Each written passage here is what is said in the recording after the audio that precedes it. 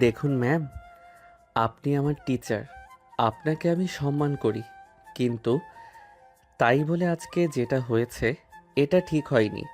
আমি না হয় বাবার ভয়ে চুপচাপ ছিলাম, সব কিছু মুখ বুজে মেনে নিতে বাধ্য হয়েছি। কিন্তু আপনি কেন মেনে নিলেন? আপনি তো প্রতিবাদ করতে পারতেন। আপনি কেন বললেন না যে আপনি আমার মতো একজন ছেলেকে বিয়ে করবেন না?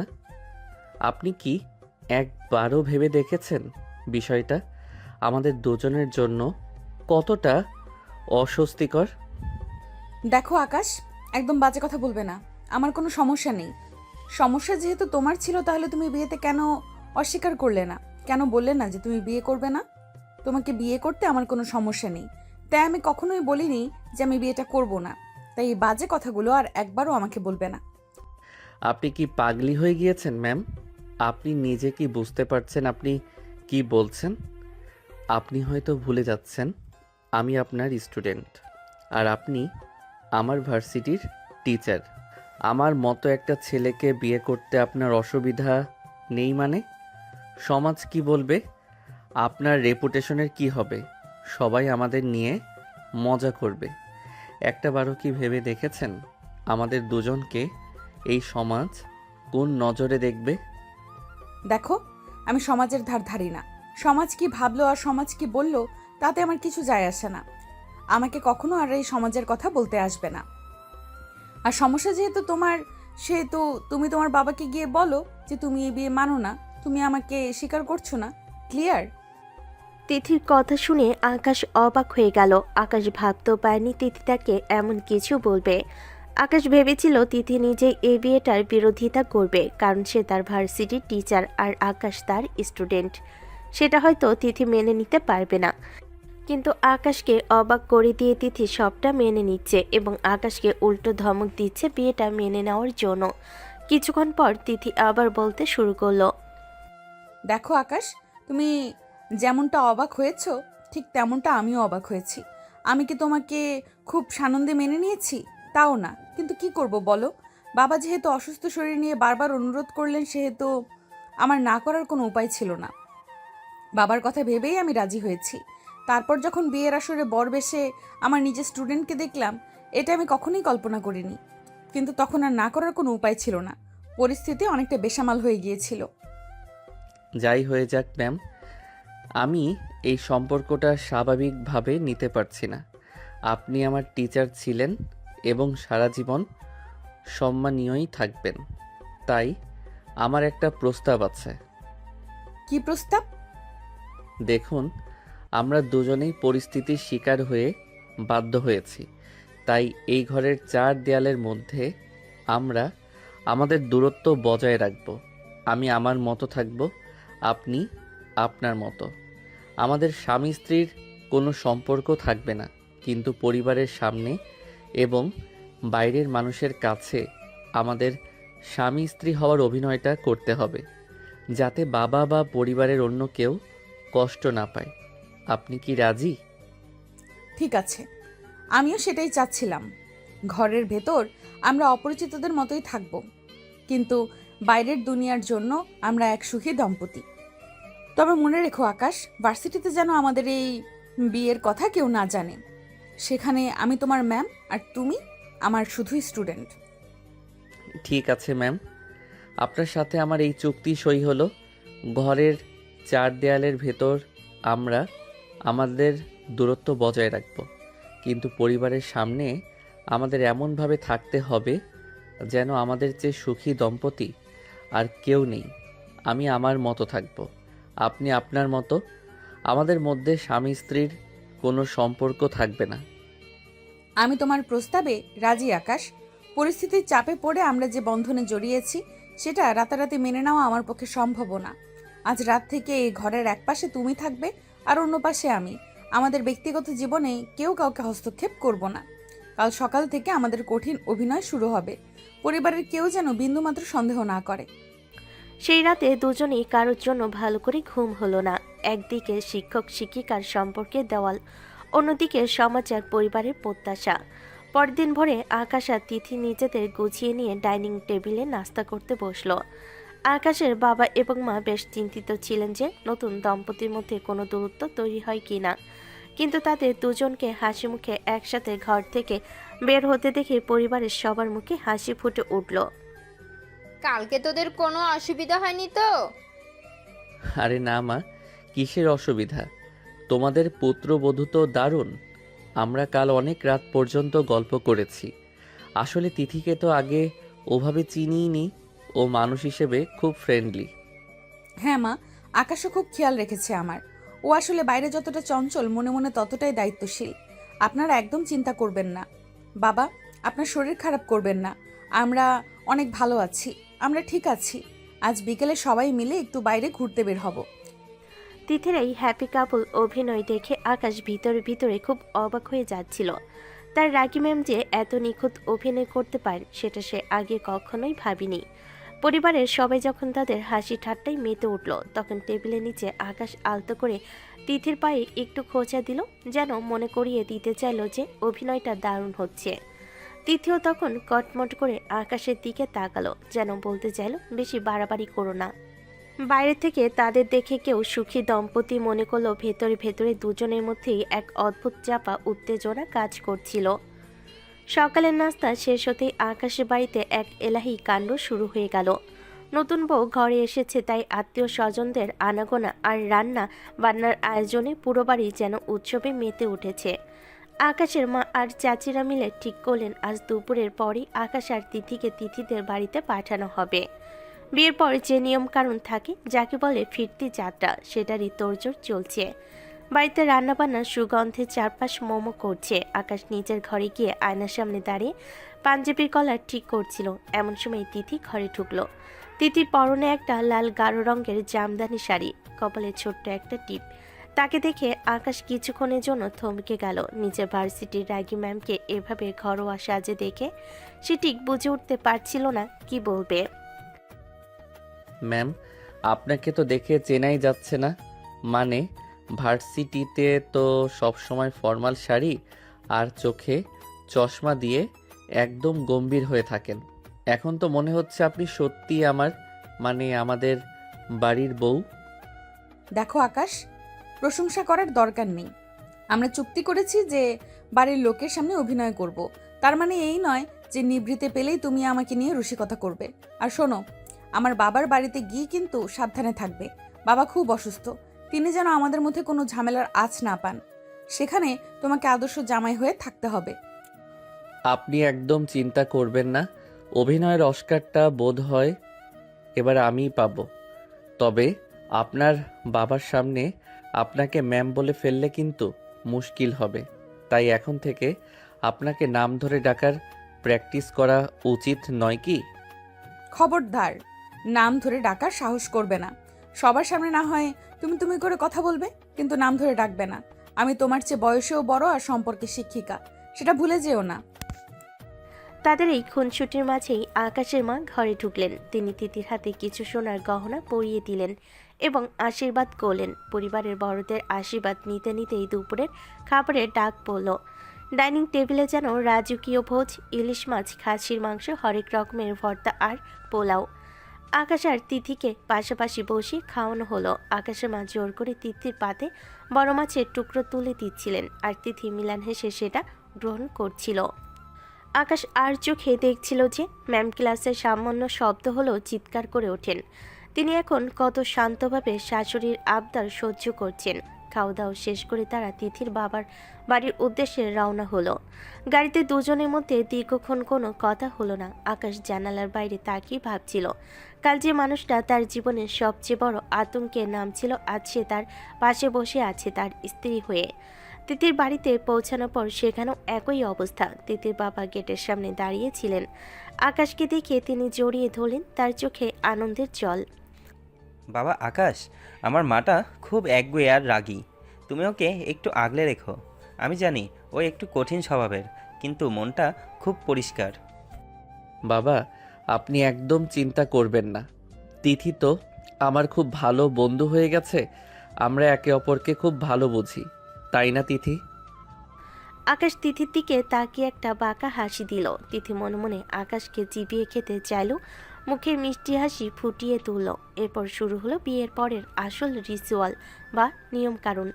তিথির বাড়িতে অনেক মেহমান এসেছে, তাদের সামনে আকাশকে বসিয়ে মিষ্টি খাওয়ানোর প্রতিযোগিতা শুরু হলো।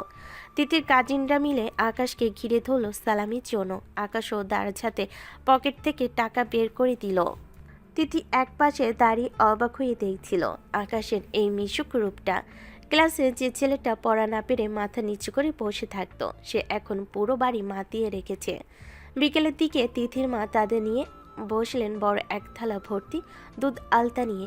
সেখানে আংটি খোঁজার খেলা হবে। নিয়ম অনুযায়ী দুধের বাটিতে একটা আংটি রাখা হবে, যে আগে খুঁজে পাবে সে সংসারে জয়ী হবে। তিথি এসব মানতে চাচ্ছিল না, কিন্তু বড়দের চাপে তাকে বসতে হলো। আকাশের আর তিথির হাত যখন একসাথে দুধের বাটিতে ঢুকলো, তখন এক অদ্ভুত বিদ্যুৎ খেলে গেল দুজনের শরীরে। আকাশ আংটিটা পেয়েও তিথির হাতের মুঠোয় সেটা গুজে দিল। তিথি আংটিটা তুলে ধরে সবে হাততালি দিয়ে উঠল। বাহ, তিথি জিতে গেছে। তার মানে সংসার এখন থেকে তিথির কথাই চলবে। মা, সেটা তো এমনিতেও চলতো। তিথির কথার বাইরে যাওয়ার ক্ষমতা আমার কোথায়? আকাশের এই রসিকতায় সবে হেসে উঠল। তিথি বুঝল আকাশ তাকে ইঙ্গিত করে কথাটি বলেছে। সারাদিনের এই ধকল আর রিসোলের পর রাতে যখন তারা তিথির পুরনো ঘরে একা এলো, তখন ক্লান্তিতে দুজনের চোখ ভেঙে আসছিল। তিথি তার শাড়ি পাল্টে একটা সাধারণ সালোয়ার কামিজ পরে নিল। ঘরের পরিবেশটা ছিল একদম অন্যরকম। দেওয়াল জুড়ে তিথির ছোটবেলার ছবি, বইয়ের তাক ভর্তি ধরে ধরে সাজানো বই। আকাশ গভীর মনোযোগ দিয়ে তিথির ছোটবেলার এক একটা ছবি দেখছিল, যেখানে সে ফ্রক পরে হাতে একটা ট্রফি নিয়ে দাঁড়িয়ে আছে। আপনাকে ছোটবেলায় বেশ কিউট লাগতো ম্যাম।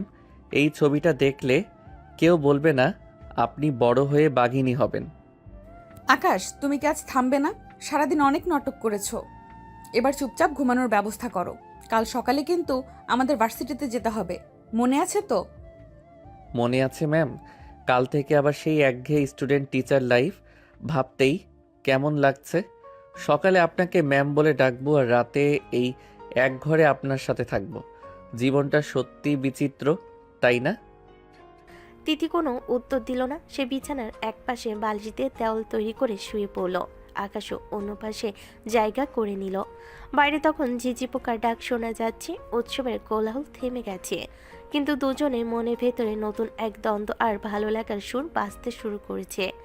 এই লুকোচুরি খেলা আর কতদিন চলবে সে সময়ই বলে দেবে। সকালবেলা আকাশের বাড়িতে এক অন্যরকম ব্যস্ততা। আজ বিয়ের পর আকাশ আর তিথির ভার্সিটির প্রথম দিন। আকাশ আয়নার সামনে দাঁড়িয়ে চুল ঠিক করছে, আর তিথি তার শাড়ির কুচি ঠিক করতে করতে বারবার ঘড়ির দিকে তাকাচ্ছে। তাদের দুজনের মনে এক অদ্ভুত আতঙ্ক। ভার্সিটিতে গিয়ে তারা নিজেদের এই গোপন বিয়ের কথা কিভাবে লুকিয়ে রাখবে? ঘর থেকে বের হতেই ড্রয়িং রুমে আকাশের বাবা আর মা তাদের পথ আগলে দাঁড়ালেন। কিরে আকাশ, গাড়ি তো রেডি, তুই আর তিথিমা একসাথে বেরিয়ে যা। আকাশ, তুই তিথিকে ওর ডিপার্টমেন্টে নামিয়ে দিয়ে তারপর নিজের ক্লাসে যাবি। বাবা, আসলে আমার আজকে একটু আগে যেতে হবে। আমার বন্ধুদের সাথে একটা জরুরি অ্যাসাইনমেন্ট আছে। ম্যাম, মানে তিথি যদি একটু সিএনজি বা রিকশায় যেত তবে ভালো হতো। আমরা আলাদা গেলে সুবিধা হয়। ওসব কোনো কথা হবে না, নতুন বিয়ে হয়েছে, এখন কেন তোর আলাদা যাবি? সমাজ কি বলবে? আর তিথিমা আমাদের বাড়ির বউ, ও কেন একা যাবে? তুই ওকে নিজের গাড়িতে নিয়ে যাবি, এটাই ফাইনাল। আকাশ আর তিথি একে অপরের দিকে অসহায়ভাবে তাকালো। তারা দুজনেই চাইছিল আলাদা যেতে, যাতে কেউ সন্দেহ না করে, কিন্তু বড়দের কাছে তাদের হার মানতে হলো। বাধ্য হয়ে আকাশ ড্রাইভ করলো আর তিথি তার পাশের সিটে বসে রইল। সারাটা পথ দুজনের মধ্যে কোনো কথা হলো না। ভার্সিটির গেটের কাছাকাছি পৌঁছাতেই তিথি বলল, আকাশ, আমাকে গেটের একটু দূরে নামিয়ে দাও, আমি একা হেঁটে ভেতরে যাব। আকাশও সেটাই চাইল, কিন্তু কপাল খারাপ। ঠিক সেই মুহূর্তেই আকাশের এক ঝাঁক বন্ধু বাইক নিয়ে তাদের গাড়ির সামনে এসে হাজির হলো। আকাশকে দেখে আকাশের বন্ধু রনি বলল, আরে আকাশ না দোস্ত, তুই আজকে গাড়ি নিয়ে আর তোর পাশের সিটে ওটা কি? আকাশের বুকটা ধক করে উঠল। রনি আর অন্য বন্ধুরা গাড়ির কাছের দিকে উগিয়ে দিচ্ছিল। তিথি চট করে তার চশমাটা চোখে দিয়ে একদম গম্ভীর টিচার মোডে চলে গেল। আকাশ কোনো মতে গাড়ির গ্লাস নামিয়ে আমতা আমতা করতে লাগলো। বন্ধুরা যখন দেখলো ভেতরে স্বয়ং তাদের ডিপার্টমেন্টের সবচেয়ে রাগী তিথি ম্যাম বসে আছেন, তখন তাদের সবার মুখ শুকিয়ে গেল। ম্যাম, আপনি এখানে? মানে আকাশের গাড়িতে? আরে শোন, আমি আসার সময় দেখলাম ম্যাম রাস্তার মোড়ে দাঁড়িয়ে আছেন। কোনো রিক্সা বা গাড়ি পাচ্ছিলেন না, রোদও অনেক ছিল, তাই ভাবলাম ম্যামকে লিফট দেই। ম্যাম তো আমাদের টিচার, তাই না? একজন টিচারকে লিফট দেওয়া তো আমাদের দায়িত্ব। হ্যাঁ, আকাশের সাথে আমার পথেই দেখা হলো। ওর গাড়িটা খালি ছিল, তাই ও আমাকে বলল লিফট দিতে। আমি অনেকক্ষণ দাঁড়িয়েছিলাম, কোনো গাড়ি পাচ্ছিলাম না, তাই বাধ্য হয়েই ওর গাড়িতে উঠলাম। আকাশ, ধন্যবাদ তোমাকে। আমি এখানেই নামছি। তিথি গাড়ি থেকে নেমে একদম সোজা হয়ে গটগট করে ডিপার্টমেন্টের ভিতরে হাঁটতে শুরু করলো। তার হাঁটার ভঙ্গিতে একবারের জন্য মনে হলো না যে সে কয়েক ঘন্টা আগে এই ছেলেটার সাথে একই বিছানায় ছিল। বন্ধুরা তখন আকাশকে ঘিরে ধরলো। রনি বলল, দোস্ত, তুই তো পুরাই হিরো হয়ে গেলি। আর আগে ম্যামকে লিফট দিয়েছিস, এখন তো তোর ইন্টারনাল মার্কস একদম কনফার্ম। আকাশ মনে মনে ভাবলো মার্কস তো পরের কথা, যান বাঁচে কিনা সেটাই বড় বিষয়। কিন্তু বিপদ সেখানেই শেষ হলো না। ক্লাসে ঢোকার পর আকাশের বন্ধুরা আবার জেরা শুরু করলো। ওদের মধ্যে একজন মেয়ে বন্ধু পিউ একটু সন্দেহী চোখে তাকিয়ে বলল, আকাশ, ম্যাম তোকে থ্যাংক ইউ বলার সময় কেমন জানি একটু মায়াবী চোখে তাকিয়েছিলেন। আর ম্যামের শাড়ির সাথে তোর পাঞ্জাবির রঙও তো মিলে গেছে। ব্যাপারটা কি বলতো? কি বলিস এসব? রং মিলে যাওয়া তো কাকতালীয়। আর ম্যামের চোখ সবসময়ই অমন। ওটা মায়াবী না, ওটা রাগী চোখ। তোরা বেশি সিনেমা দেখিস তো, তাই সব কিছুতেই রোম্যান্স খুঁজিস। এখন চুপ কর, ম্যাম ক্লাসে চলে আসবেন। কিছুক্ষণ পর তিথি ক্লাসে ঢুকলো। তার হাতে হাজিরা খাতা, পুরো ক্লাস পিনপতন নীরব। তিথি রোল কল করতে করতে যখন আকাশের নামের কাছে পৌঁছালো, সে এক মুহূর্তের জন্য থামলো। আকাশের চোখের দিকে সরাসরি না তাকিয়ে সে যান্ত্রিক গলায় ডাকলো, রোল 22। আকাশ উঠে দাঁড়িয়ে বলল, এস ম্যাম। দুজনে মনের ভেতর তখন ঘূর্ণিঝড় বইছে। তারা জানে এই লুকোচুরি খেলা আর অভিনয় কতক্ষণ টিকবে বলা মুশকিল। ক্লাসের ফাঁকে তিথি যখন বোর্ডে লিখছিল, আকাশ খেয়াল করলো তিথির হাতে সেই আংটিটা, যেটা সে গতকাল দুধ আলতার বাটি থেকে খুঁজে পেয়েছিল। আকাশ মনে মনে হাসলো যে আংটিটা সে নিজে ম্যামের হাতে পরিয়ে দিয়েছিল, সেটা আজ সবার সামনে তার টিচারের পরিচয় হয়ে জ্বলজ্বল করছে। ক্লাসের পুরোটা সময় আকাশ আর তিথি কেউ কারোর দিকে ঠিকমতো তাকাতে পারেনি। তিথি যখন লেকচার দিচ্ছিল তখন তার গলা স্বর ছিল আগের মতোই গম্ভীর এবং পেশাদার। কিন্তু ক্লাস শেষে ঘন্টা বাজার পর তিথি যখন খাতা গুছিয়ে বেরিয়ে যাচ্ছিল, তখন আকাশের মাথায় এক দুষ্টু বুদ্ধি চাপলো। সে তার বন্ধুদের এড়িয়ে পেছনে দরজা দিয়ে বেরিয়ে গেল এবং আগেভাগেই করিডোরের এক নির্জন মোড়ে গিয়ে দাঁড়ালো। ভার্সিটির এই দিকটা এখন বেশ ফাঁকা। করিডোর দিয়ে তিথি হেঁটে আসছিলেন, তার হাতে কিছু ফাইল আর ব্যাগ। হঠাৎ আকাশ তার সামনে এসে রাস্তা আটকে দাঁড়ালো। ম্যাম, একটা কথা ছিল, খুব জরুরি। আকাশ, পাগল হয়ে গেছো? এখানে এভাবে দাঁড়িয়েছো কেন? কেউ দেখে ফেললে কি হবে ভেবে দেখেছো? এটা ভার্সিটি, এখানে আমি তোমার টিচার। সরো বলছি, আমাকে ডিপার্টমেন্টে যেতে দাও। আরে ম্যাম, এত ভয় পাচ্ছেন কেন? আমি তো শুধু একটা জিনিসের প্রশংসা করতে এলাম। আপনি আংটিটা যেভাবে পরে আছেন না, তাতে আপনাকে সত্যিই খুব সুন্দর লাগছে। মনে হচ্ছে যেন কেউ খুব ভালোবেসে এটা আপনার হাতে পরিয়ে দিয়েছে। আকাশের কথা শুনে তিথি মুহূর্তেই থমকে গেল। সে খানিকটা অবাক হয়ে নিজের ডান হাতের অনামিকার দিকে তাকালো। সত্যি তো, সে দুধে আলতা খেলার আংটিটা সে খুলে রাখতে একদম ভুলে গেছে। এই আংটিটা দেখলে যে কেউ বুঝে ফেলবে এটা কোনো বিশেষ অনুষ্ঠানের আংটি। তিথি আমতা করতে লাগলো আর তার ফর্সা মুখটা অপমানে বা লজ্জায় লাল হয়ে উঠল। সে আকাশের দিকে তাকিয়ে দেখলো আকাশ এক হাত পকেটে পরে খুব দুষ্টামি ভরা দৃষ্টিতে তার দিকে তাকিয়ে হাসছে। মানে আকাশ, বিষয়টা আসলে তেমন না যেমনটা তুমি ভাবছো। আমি আসলে সকালে তাড়াহুড়ো করে বের হওয়ার সময় এটা খুলতে ভুলে গিয়েছিলাম। মা জোর করে পরিয়ে দিয়েছিলেন তো, তাই তুমি ওভাবে হাসছো কেন? আমি কিভাবে হাসছি ম্যাম? আমি তো শুধু আমার অর্ধাঙ্গিনীর হাতের আংটিটা দেখছি। আচ্ছা ম্যাম, সত্যি করে বলুন তো, এই আংটিটা পরে থাকার পেছনে কি শুধু ভুলে যাওয়াটাই কারণ, নাকি যার সাথে আংটি বদল হয়েছে তার প্রতি কোনো টান কাজ করছে? একদম বাজে কথা বলবে না আকাশ। টান ফান এসব কিছুই না, এটা শুধু একটা ভুল। আর তুমি একজন স্টুডেন্ট হয়ে একজন টিচারের সাথে এইভাবে কথা বলছো কোন সাহসে? এখন এখান থেকে যাও, নয়তো আমি কোনো সিনিয়র অথরিটির কাছে কমপ্লেন করব। কমপ্লেন করবেন? কি বলে করবেন? যে আমার স্বামী আমাকে করিডোরে দাঁড়িয়ে রোমান্টিক কথা বলছে, সেটা বললে তো আপনার চাকরি আর আমার স্টুডেন্টশিপ দুইই যাবে ম্যাম। তিথি এবার সত্যি বিপাকে পড়ল। সে বুঝতে পারছে আকাশের সাথে তর্কে সে পারবে না। আকাশের চোখে আজ এক অন্যরকম জেদার দুষ্টামি। তিথি করিডোরের এদিক ওদিক তাকিয়ে দেখলো কেউ আসছে কিনা। তারপর খুব নিচু গলায় বলল, আকাশ প্লিজ এখন যাও, বাড়িতে গিয়ে যা কথা বলার বলো, এখানে আমরা রিস্ক নিতে পারি না। আকাশ তিথির অসহায় চেহারা দেখে আর বেশি জ্বালাতন করলো না। সে পাশ কাটিয়ে যাওয়ার সময় ফিস ফিস করে বলে গেল, আংটিটা কিন্তু খুলবেন না ম্যাম, ওটা আপনার আঙ্গুলে আমার অধিকার হয়ে আছে। আকাশ চলে যাওয়ার পর তিথি দীর্ঘক্ষণ করিডোরে স্থবির হয়ে দাঁড়িয়ে রইল। তার হৃৎপিণ্ড যেন স্বাভাবিকের চেয়েও দ্রুত স্পন্দিত হচ্ছে। একজন রাগী ম্যাম হিসাবে সে পরিচিত হলেও আজ একজন সাধারণ ছাত্রের কাছে সে যেন বারবার হেরে যাচ্ছে। আকাশ করিডোর দিয়ে চলে যাওয়ার পর তিথি নিজেকে কিছুটা সামলে নিয়ে কমন রুমের দিকে হাঁটতে শুরু করলো, কিন্তু তার বুকের ভেতর এখনও ধকধকানি কমেনি।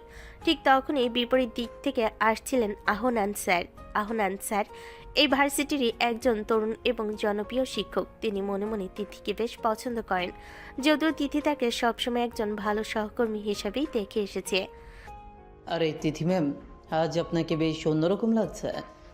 ক্লাস কেমন হলো? জি আহনান স্যার, ভালো। আমি আসলে একটু তাড়াহুড়ো করে বের হচ্ছিলাম, তাই ফাইল সাবমিট করতে হবে। আহনান হাসি মুখে তিথির সাথে কথা বলছিলেন, কিন্তু হঠাৎ তার নজর গেল তিথির ডান হাতের অনামিকার দিকে, যেখানে সে আংটিটা জ্বলজ্বল করছে। আহনানের হাসিটা মুহূর্তে মিলিয়ে গেল। সে কিছুটা অবিশ্বাসের দৃষ্টিতে তিথির আঙ্গুলের দিকে তাকিয়ে রইল। আহনান কিছুক্ষণ চুপ করে অবাক হয়ে প্রশ্ন করলেন, তিথি এই আঙ্গুলে আংটি কেন পড়েছে? এটা তো সাধারণত। এইটুকু বলে আহনান চুপ হয়ে গেলেন। ও এটা এটা আসলে তেমন কিছু না আহনান স্যার, এমনি একটা আংটি মা শখ করে পরিয়ে দিয়েছিলেন। আপনি যেভাবে ভাবছেন তেমন কিছু না। আমি আসছি, আমার একটু দেরি হচ্ছে। কিন্তু তিথি ম্যাম, আপনি তো আগে কখনো এমন কোনো আংটি পরেননি। আর এই আংটিটা দেখতে একদম বিয়ের আংটির মতো। হঠাৎ করে কি বিশেষ কিছু ঘটেছে যে আমরা কলিগরা জানি না? আমি তো বললামই স্যার, এটা সাধারণ একটা আংটি। আপনি অকারণে বিষয়টাকে জটিল করছেন। আমার সত্যিই এখন একটা কাজ আছে, আমি পরে কথা বলবো। আহনানের জেরা শুনে তিথি কেমন যেন কুকড়ে যাচ্ছিলেন। সে কোনো যুদ্ধের উত্তর খুঁজে পাচ্ছিল না। সে শুধু আশেপাশে তাকাচ্ছিল আর বিষয়টাকে বারবার এড়িয়ে যাওয়ার চেষ্টা করছিল। আহনান স্যার লক্ষ্য করলেন তিথি খুব অস্বস্তিতে আছে এবং তার কপালে বিন্দু বিন্দু ঘাম জমেছে। তিথির মতো একজন আত্মবিশ্বাসী মানুষ কেন সামান্য একটা আংটির প্রশ্নে এভাবে থতমত খাচ্ছে, সেটা আহনানের মাথায় খেলছিল না। আহনানের মনে সন্দেহ দানা বাঁধতে শুরু করলো। আমার শরীরটা ঠিক লাগছে না স্যার, আমি এখন যেতে চাচ্ছি, আপনি কিছু মনে করবেন না। আকাশ করিডোর দিয়ে কিছুটা দূরে চলে গিয়েছিল, কিন্তু হঠাৎ তার মনে পড়লো গাড়ির চাবিটা সে ভুল করে ক্লাসরুমের টেবিলের ওপর ফেলে এসেছে। সে চাবিটা নেওয়ার জন্য দ্রুত পায়ে আবার পেছনের দিকে ফিরে আসছিল। ঠিক সেই সময় তার নজর পড়ল সামনের দিকে। সে দেখল আহনান স্যার আর তিথি ম্যাম দাঁড়িয়ে কথা বলছেন। অন্য সময় হলে হয়তো আকাশের মনে কোনো ভাবান্তর হতো না, কারণ সে জানে তারা দুজন একই ডিপার্টমেন্টের টিচার। কিন্তু আজকে আকাশের ভেতরে কেমন যেন খচখচ করে উঠল। ভার্সিটির প্রায় সব ছাত্রছাত্রী আর টিচারেরাই জানে যে আহনান স্যার মনে মনে তিথি ম্যামকে পছন্দ করেন এবং তাকে বিয়ে করার জন্য একটা সুপ্ত ইচ্ছে তার মনে বহু আগে থেকেই আছে। তিথি, আমি কি তোমার সাথে একটু জরুরি কথা বলতে পারি? তোমার আঙ্গুলের এই আংটিটা দেখে আমার মনে হচ্ছে তুমি হয়তো কোনো বড় সিদ্ধান্ত নিয়েছো, যা আমাকে জানানোর প্রয়োজন মনে করনি। তুমি জানো আমি তোমাকে কতটা শ্রদ্ধা করি এবং আহনান স্যার, আপনার শ্রদ্ধা বা ভালো লাগার প্রতি আমার সম্মান আছে, কিন্তু আমি এখন কোনো ব্যক্তিগত বিষয় নিয়ে কথা বলতে চাচ্ছি না। আংটিটা আমি এমনিতেই পড়েছি, এর কোনো বিশেষ অর্থ খোঁজার প্রয়োজন নেই। প্লিজ আমাকে যেতে দিন। আকাশ আড়ালে দাঁড়িয়ে সবটা শুনছিল। আহানানের কণ্ঠস্বরে এক ধরনের অধিকারবোধ কাজ করছিল, যা আকাশকে তীব্রভাবে বিরক্ত করতে লাগলো। কাল পর্যন্ত যে তিথি শুধু তার ম্যাম ছিল, আজ সে তার বিবাহিত স্ত্রী। চার দেওয়ালের মধ্যে তাদের যতই দূরত্ব থাক না কেন, বাইরের কোনো পুরুষের তার স্ত্রীর সাথে এমন ঘনিষ্ঠ বা ব্যক্তিগত আলাপ আকাশ সহ্য করতে পারছিল না। আকাশে কেন যেন মনে হচ্ছিল আহানান তার সম্পত্তিতে ভাগ বসাতে চাইছে। রাগে তার হাত মুঠো হয়ে এলো। সে বুঝতে পারল তিথি এই পরিস্থিতির চাপে বেশ অস্বস্তিতে আছে এবং বারবার আহানানকে এড়িয়ে যাওয়ার চেষ্টা করছে। ম্যাম, আপনার ফাইলের কিছু কাগজ বোধহয় ক্লাসরুমে পড়েছিল, এই যে নিন। আর আপনার কি গাড়ি পেতে দেরি হচ্ছে? আমাকে তো মা ফোন করে বারবার জিজ্ঞেস করছেন আপনার দেরি কেন হচ্ছে। মা তো বলছিলেন আমরা যেন একসাথে দুপুরের খাবার খাই। হঠাৎ আকাশকে সেখানে উপস্থিত হতে দেখে তিথি আর আহনান দুজনেই চমকে গেল। আকাশ এমনভাবে কথা বলল যেন আহনানকে বুঝিয়ে দিতে চাইল যে তিথির সাথে তার শুধু ছাত্র শিক্ষকের সম্পর্ক নয়, বরং তার বাড়ির সাথেও তিথির গভীর যোগাযোগ আছে। আকাশ তিথির খুব কাছে এসে দাঁড়িয়েছে, যা সাধারণ কোনো ছাত্রের পক্ষে সম্ভব ছিল না। আহনান ভুরুকুচকে আকাশের দিকে তাকালেন। তার মনে হলো এই ছাত্রটি আজ একটু বেশি সীমা লঙ্ঘন করছে। আকাশ, তুমি এখানে কি করছো? আর তুমি তিথি ম্যামের বাড়ির খবর কিভাবে জানো? তুমি না বলছো কেন? আরে স্যার, আপনি জানেন না, তিথি ম্যামের মা আর আমার মা খুব ছোটবেলার বন্ধু। সেই সূত্রে আমরা ফ্যামিলি ফ্রেন্ড, তাই ম্যামের দেখভালের দায়িত্ব মা আজ আমাকেই দিয়েছেন। আর আপনি ম্যামকে নিয়ে মিছিমিছি চিন্তা করবেন না, আমি থাকতে ওনার কোনো অসুবিধা হবে না। ম্যাম চলুন, রোদ বাড়ছে, গাড়ি স্টার্ট দিয়ে রেখেছি। তিথি অবাক হয়ে আকাশের দিকে তাকিয়ে রইল। সে ভাবতে পারেনি আকাশ এসে এমন একটা নাটক সাজাবে। একদিকে সে হাঁপ ছেড়ে বাঁচল আহনানের হাত থেকে রক্ষা পেয়ে, কিন্তু অন্যদিকে তার ভয় হতে লাগলো যে আকাশ যেভাবে কথা বলছে তাতে যে কেউ সন্দেহ করবে। তিথি দেখলো আহনানের মুখটা কালো হয়ে গেছে। আহনান বুঝতে পারছেন আকাশ তাকে ইচ্ছাকৃতভাবে বাধা দিচ্ছে। আহানান স্যার, আকাশ ঠিকই বলছে। আমাদের পারিবারিক একটা অনুষ্ঠান আছে আজ, তাই আমাকে তাড়াতাড়ি ফিরতে হবে। আপনি কিছু মনে করবেন না। আকাশ চলো। আকাশের তিথি যখন করিডোর দিয়ে হেঁটে গাড়ির দিকে যাচ্ছিল, তখন আকাশ একবার পেছন ফিরে আহনানের দিকে তাকালো। তার চোখে তখন এক বিজয়ী বীরের ভাব। আহনান পাথরের মতো দাঁড়িয়ে দেখছিলেন তার প্রিয় মানুষটি এক সাধারণ ছাত্রের সাথে কেমন সহজে চলে যাচ্ছে। গাড়িতে ওঠার পর তিথি দীর্ঘক্ষণ ঘুম মেরে বসে রইল। আকাশ যখন ড্রাইভ করতে শুরু করলো, তখন তিথি আর নিজেকে সামলাতে পারল না। তুমি কি পাগল হয়ে গিয়েছো আকাশ? আহানান স্যারের সামনে ওসব ফ্যামিলি ফ্রেন্ড আর মায়ের কথা কেন বললে? উনি যদি এখন ডিপার্টমেন্টে গিয়ে এই নিয়ে আলোচনা শুরু করেন, তবে আমাদের মান সম্মান কোথায় গিয়ে ঠেকবে? তুমি কেন সবসময় পরিস্থিতিকে আরো জটিল করো? ম্যাম, আপনার সম্মান রক্ষা করতেই আমি ওখানে গিয়েছিলাম। আহানান স্যার যেভাবে আপনার আংটি আর ব্যক্তিগত জীবন নিয়ে প্রশ্ন করছিলেন, তা আমার একটু ভালো লাগছিল না। আমি আপনার স্বামী ম্যাম, এইটুকু অধিকার তো আমার আছে যে অন্য কোনো পুরুষ যেন আমার সামনে আপনাকে নিয়ে বাজে স্বপ্ন না দেখে। আহানান স্যার আপনাকে পছন্দ করেন সেটা আমি জানি, কিন্তু এখন আপনি বিবাহিত, এটা ওনাকে বুঝিয়ে দেওয়া জরুরি ছিল। অধিকার? তুমি এখন অধিকারের কথা বলছো? কাল তো বললে আমরা চার দেওয়ালের ভেতরে দূরত্ব বজায় রাখবো, তবে আজ হঠাৎ এই দরদ কোথা থেকে এলো? তুমি কি আমায় হিংসে করছিলে আকাশ? তিথির এই প্রশ্নে আকাশ চুপ হয়ে গেল। সে নিজেও জানে না কেন সে এমনটা করলো। সত্যি কি তার মনে ঈর্ষা জন্মেছে, নাকি সে শুধু দায়িত্ব পালন করছিল? আকাশ কোনো উত্তর না দিয়ে গাড়ির গতি বাড়িয়ে দিল। তিথির আর চোখে আকাশের শক্ত হয়ে থাকা জল দেখছিল। সে বুঝতে পারলো এই ছেলেটা যতটা শান্ত হওয়ার কথা ছিল, আসলে সে তার চেয়েও অনেক বেশি গভীর। ভার্সিটির করিডোর থেকে শুরু হওয়া এই টানাপোড়েন যে আরও কত দূর করবে তা ভেবে তিথির মনে একটা অজানা ভয় আর অদ্ভুত এক ভালো লাগা একই সাথে উকি দিয়ে গেল। ভার্সিটি থেকে ফেরার পথে গাড়ি জুড়ে নিস্তব্ধতা বিরাজ করছিল। আকাশ ড্রাইভ করছিল আর তিথি জানালার বাইরে তাকিয়ে অন্য কিছু ভাবছিল। করিডোরে ঘটে যাওয়া সেই ঘটনার পর আহনান স্যারকে খুব একটা স্বাভাবিক মনে হয়নি। তার চোখে মুখে যে বিস্ময় আর সন্দেহের ছাপ ছিল তা তিথিকে বেশ ভাবিয়ে তুলেছে। তবে বাড়ির গেটে ঢোকার সাথে সাথেই তারা দুজন যেন এক জাদুমন্ত্রে বদলে গেল।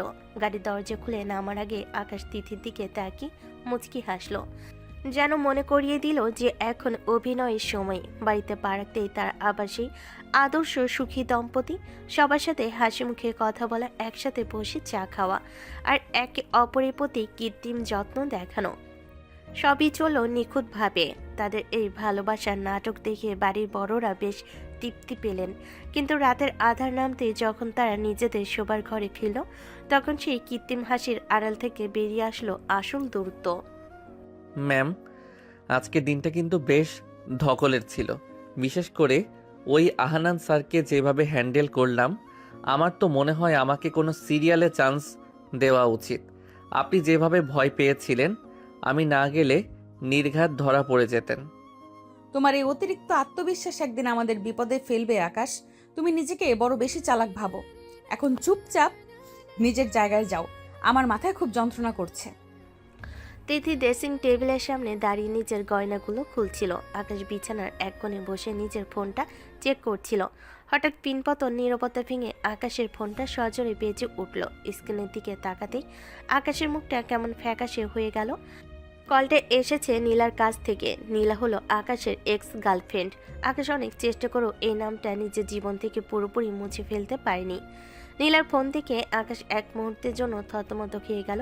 সে বুঝতে পারছিল না এই অসময়ে নীলা কেন ফোন করেছে। কার ফোন? ধরছো না কেন? কোনো জরুরি কেউ কি?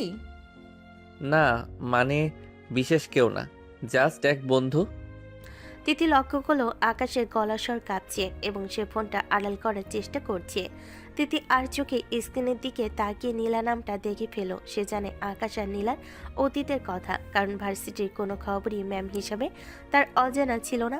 নীলার কল আসার পর আকাশের অস্বস্তি দেখে তিথির বুকের ভিতর কেমন যেন এক অদ্ভুত যন্ত্রণা মোচড় দিয়ে উঠল। এতক্ষণ যে মানুষটা অধিকার নিয়ে কথা বলছিল, সেই মানুষটাই এখন অন্য এক মেয়ের ফোন দেখে গুটিয়ে যাচ্ছে। তিথির মনে হলো তার অস্তিত্ব যেন এখানে খুব নগণ্য। সে কোনো কথা না বলে গয়নাগুলো ডেস্কটপে রেখে মনমরা হয়ে বিছানার উল্টো দিকে চলে গেল এবং মুখ ফিরিয়ে শুয়ে পড়ল। ম্যাম, আরে আপনি হঠাৎ ওভাবে শুয়ে পড়লেন কেন? আমি তো কলটা রিসিভও করিনি। শুনুন তো। আকাশ বেশ অবাক হলো। সে বুঝতে পারলো না তিথি কেন হুট করে এভাবে রিয়াক্ট করলো। নীলার কল আসাটা যে তিথিকে এতটা প্রভাবিত করবে সেটা তো তার কল্পনার বাইরে ছিল। আকাশ ভাবছিল তিথি তো তাকে ভালোই বাসে না, তাদের মধ্যে তো শুধু একটা চুক্তি আছে। তবে তিথির এই মন খারাপ করা অভিমান কি হিংসা থেকে নাকি অসম্মানের ভয় থেকে? আকাশ ফোনটা সাইলেন্ট করে তিথির দিকে তাকালো। তিথি কম্বলটা গায়ে দিয়ে একদম আড়ষ্ট হয়ে শুয়ে আছে। আকাশ ডাক দেওয়ার চেষ্টা করেও পারল না। এক অদ্ভুত নীরবতা ঘরটাকে গ্রাস করে নিল। আকাশ বুঝল না যে তার ম্যাম আজ একজন শিক্ষক হিসাবে নয়, বরং একজন স্ত্রী হিসেবে মনে মনে ভীষণ আঘাত পেয়েছেন। রাতে সেই থমথমে পরিবেশ সকাল পর্যন্ত কাটল না। ভোরের আলো ফুটতে আকাশ লক্ষ্য করল তিথি তখনও মুখ ফিরিয়ে শুয়ে আছে। আজ আকাশের খুব গুরুত্বপূর্ণ একটা ল্যাব ক্লাস আছে, তাই তাকে অনেক ভোরে বের হতে হবে। তিথির ক্লাস শুরু হতে এখনও ঘন্টা দুয়েক বাকি। আকাশ একবার ভাবল তিথিকে ডেকে তুলে একসাথে যাবে, কিন্তু কাল রাতের এই অস্বস্তিকর পরিস্থিতির পর সাহস করে উঠতে পারল না। সে নিজের মনেই তৈরি হয়ে নিল এবং তিথিকে ঘুমন্ত অবস্থায় রেখে নিঃশব্দে ঘর থেকে বেরিয়ে গেল। আকাশ ভাবল ম্যাম না হয় আজ একটু শান্তিতে ঘুমাক, অনেকে ছাড়াই না হয় আজ ভার্সিটিতে যাই। তিথি যখন ঘুম থেকে উঠল তখন দেখলো আকাশ বাড়িতে নেই। ঘড়ির দিকে তাকিয়ে সে দীর্ঘশ্বাস ফেল। কালকের ওই নীলার কলটা তার মনে শান্তি কেড়ে নিয়েছে। আয়নার সামনে দাঁড়িয়ে নিজেকে ঠিক করতে করতে সে ভাবল আকাশকে নিয়ে অযথা চিন্তা করা তার সাজে না। তারা তো শুধু চুক্তিতে আবদ্ধ, কিন্তু মন তো আর যুক্তির কথা শোনে না। তিথি কোনো মতে তৈরি হয়ে একাই ভার্সিটির উদ্দেশ্যে রওনা দিল। আজ তার মনটা অন্যদিনের চেয়ে অনেক বেশি ভারী হয়ে আছে। তিথি যখন ভার্সিটির মেন গেটে পা রাখলো তখন রোদের তেজ বাড়তে শুরু করেছে। গেট দিয়ে ঢুকে করিডোর ধরে হাঁটার সময় হঠাৎ তার নজর গেল ক্যাফেটেরিয়ার সামনে কৃষ্ণচূড়া গাছটার নিচে, সেখানে আকাশের বন্ধুদের নিয়মিত আড্ডার জায়গা। তিথি স্বাভাবিকভাবেই একবার সেদিকে তাকালো আকাশকে দেখার জন্য, কিন্তু পরক্ষণেই তার পা দুটো যেন মাটির সাথে গেঁথে গেল। সে যা দেখল তা তার দুঃস্বপ্নেও ছিল না। দূরে দাঁড়িয়ে থাকা আকাশকে ঘিরে তার বন্ধুরা আড্ডা দিচ্ছে, আর ঠিক সেই মুহূর্তে নীলা দৌড়ে এসে সবার সামনে আকাশকে জড়িয়ে ধরল। নীলা আকাশকে ছাড়ছে না, বরং তার কাঁধে মুখ গুজে দাঁড়িয়ে আছে। আকাশকে দেখে মনে হচ্ছে সে খুব অপ্রস্তুত হয়ে পড়েছে, কিন্তু সে নীলাকে সরিয়েও দিচ্ছে না। তিথি পাথর হয়ে দাঁড়িয়ে দেখছিল দৃশ্যটা। তার শরীরের ভেতর দিয়ে এক তীব্র ঘৃণাস্রোত বয়ে গেল। যে আকাশ কাল করিডোরে দাঁড়িয়ে তাকে অধিকারের কথা শুনিয়েছিল, যে আকাশ তাকে নিয়ে হ্যাপি কাপল হওয়ার নাটক করে যাচ্ছিল, সেই আকাশ আজ সবার সামনে অন্য এক মেয়ের আলিঙ্গনে আবদ্ধ। তিতির চোখের কোণে এক ফোঁটা নোনা জল উকি দিল, সে দ্রুততা মুছে ফেল। আকাশের এক বন্ধু রনি হঠাৎ গেটের দিকে তাকিয়ে তিতিকে দেখে ফেল। সে চট করে আকাশের পিঠে টোকা দিল। আকাশ চমকে পেছনে ফিরতে দেখল দূরে তিথি দাঁড়িয়ে আছে। তিতির চোখের দৃষ্টি আজ অন্যদিনের চেয়েও বেশি শীতল আর কঠিন। আকাশ নীলাকে এক ধাক্কায় সরিয়ে দিয়ে তিথির দিকে এগোতে চাইল, কিন্তু তিথি কোনো সুযোগ দিল না। সে কোনো কথা না বলে নিজের ব্যক্তিত্ব আর গাম্ভীর্য বজায় রেখে দ্রুত পায়ে ডিপার্টমেন্টের ভেতর চলে গেল। আকাশের বুকটা ধক করে উঠল। সে জানে তিথি ম্যামের এই এক মুহূর্তের চাহনি অনেক বড় জ্বরের সংকেত। নীলা তখনও আকাশের হাত ধরে কিছু একটা বলার চেষ্টা করছিল, কিন্তু আকাশ তাকে ঝেড়ে ফেলে দিয়ে পাগলের মতো তিথির পিছু নিল। তবে তার মনে একরাশ ভয় কাজ করছিল। একজন রাগী ম্যাম আর একজন অপমানিত স্ত্রী, এই দুই সত্তা যখন একসাথে ফুঁসে উঠবে, তখন আকাশের পক্ষে নিজেকে সামলানো হয়তো আর সম্ভব হবে না। ভার্সিটির চত্বরে দাঁড়িয়ে থাকা শত শত স্টুডেন্টদের ভিড়ে আকাশ নিজেকে খুব একার অপরাধী মনে করতে লাগলো। তিথি চলে যাওয়ার পর আকাশ রাগে আর বিরক্তিতে ফেটে পড়ল। সে একজনকে নীলার হাত নিজের শরীর থেকে সরিয়ে দিল। নীলা ছলো ছলো চোখে আকাশের দিকে তাকিয়েছিল, কিন্তু আকাশের চোখে এখন কোনো মায়া নেই, আছে শুধু ঘৃণা। কাল রাতের সেই ফোন কল আর আজকের এই পরিস্থিতির জন্য আকাশ নিজেকে খুব ছোট মনে করছে। নীলা, তুমি এই সাহস কোত্থেকে পাও? তুমি আমাকে ঠকিয়ে আশিকের সাথে সম্পর্কে জড়িয়েছিলে, আমাকে মাঝ পথে ফেলে চলে গিয়েছিলে। তখন তো একবারও আমার কথা ভাবোনি, তাহলে এখন কেন ফিরে এসেছো? আকাশ প্লিজ আমার কথা শোনো, আমি ভুল করেছিলাম। আমি বুঝতে পারিনি আশিক আমাকে ব্যবহার করবে। আমি এখন বুঝতে পারছি আমি শুধু তোমাকেই ভালোবাসি। আমাকে ক্ষমা করে দাও আকাশ, আমি তোমাকে ছাড়া বাঁচবো না। নীলা প্রায় সবার সামনে আকাশের হাত পা ধরে ক্ষমা চাইতে শুরু করলো, কিন্তু আকাশে মন গলে গেল না। সে দেখলো তার বন্ধুরা অবাক হয়ে তাদের দিকে তাকিয়ে আছে। আকাশ বুঝতে পারলো এই মুহূর্তে নীলাকে বোঝানো সম্ভব নয়। সে নীলাকে কোনো উত্তর না দিয়ে তাকে পুরোপুরি উপেক্ষা করে গটগট করে ক্লাসরুমের দিকে হাঁটা দিল। তার মাথায় তখন শুধু তিথির ওই বিষণ্ণ আর শীতল চোখের চাহনি ঘুরপাক খাচ্ছিল। আকাশ ক্লাসরুমে এসে তার সিটে বসল, কিন্তু তার মন পড়ে রইল তিথির কাছে। ঠিক তখনই ক্লাসের ঘন্টা পড়ল। দরজায় ছায়া পড়তে পুরো ক্লাস নিস্তব্ধ হয়ে গেল। তিথি ক্লাসে প্রবেশ করলো। আকাশ লক্ষ্য করলো অন্য দিনের তুলনায় তিথি আজ অনেক বেশি শান্ত। অন্যদিন তিথি ক্লাসে ঢুকে সবার অজান্তে একবার হলো আকাশের দিকে আর চোখে তাকাতো। একটা মুচকি হাসি বা সামান্য দুষ্টমি ভরা চাহনি বিনিময় হতো, কিন্তু আজ তিথি একবারের জন্য আকাশের দিকে তাকালো না। সে খুব স্বাভাবিক ভঙ্গিতে হাজিরা খাতা খুলল এবং যান্ত্রিক গলায় কল রোল শুরু করলো। তিথি খুব পেশাদারভাবে ক্লাস নেওয়া শুরু করলো।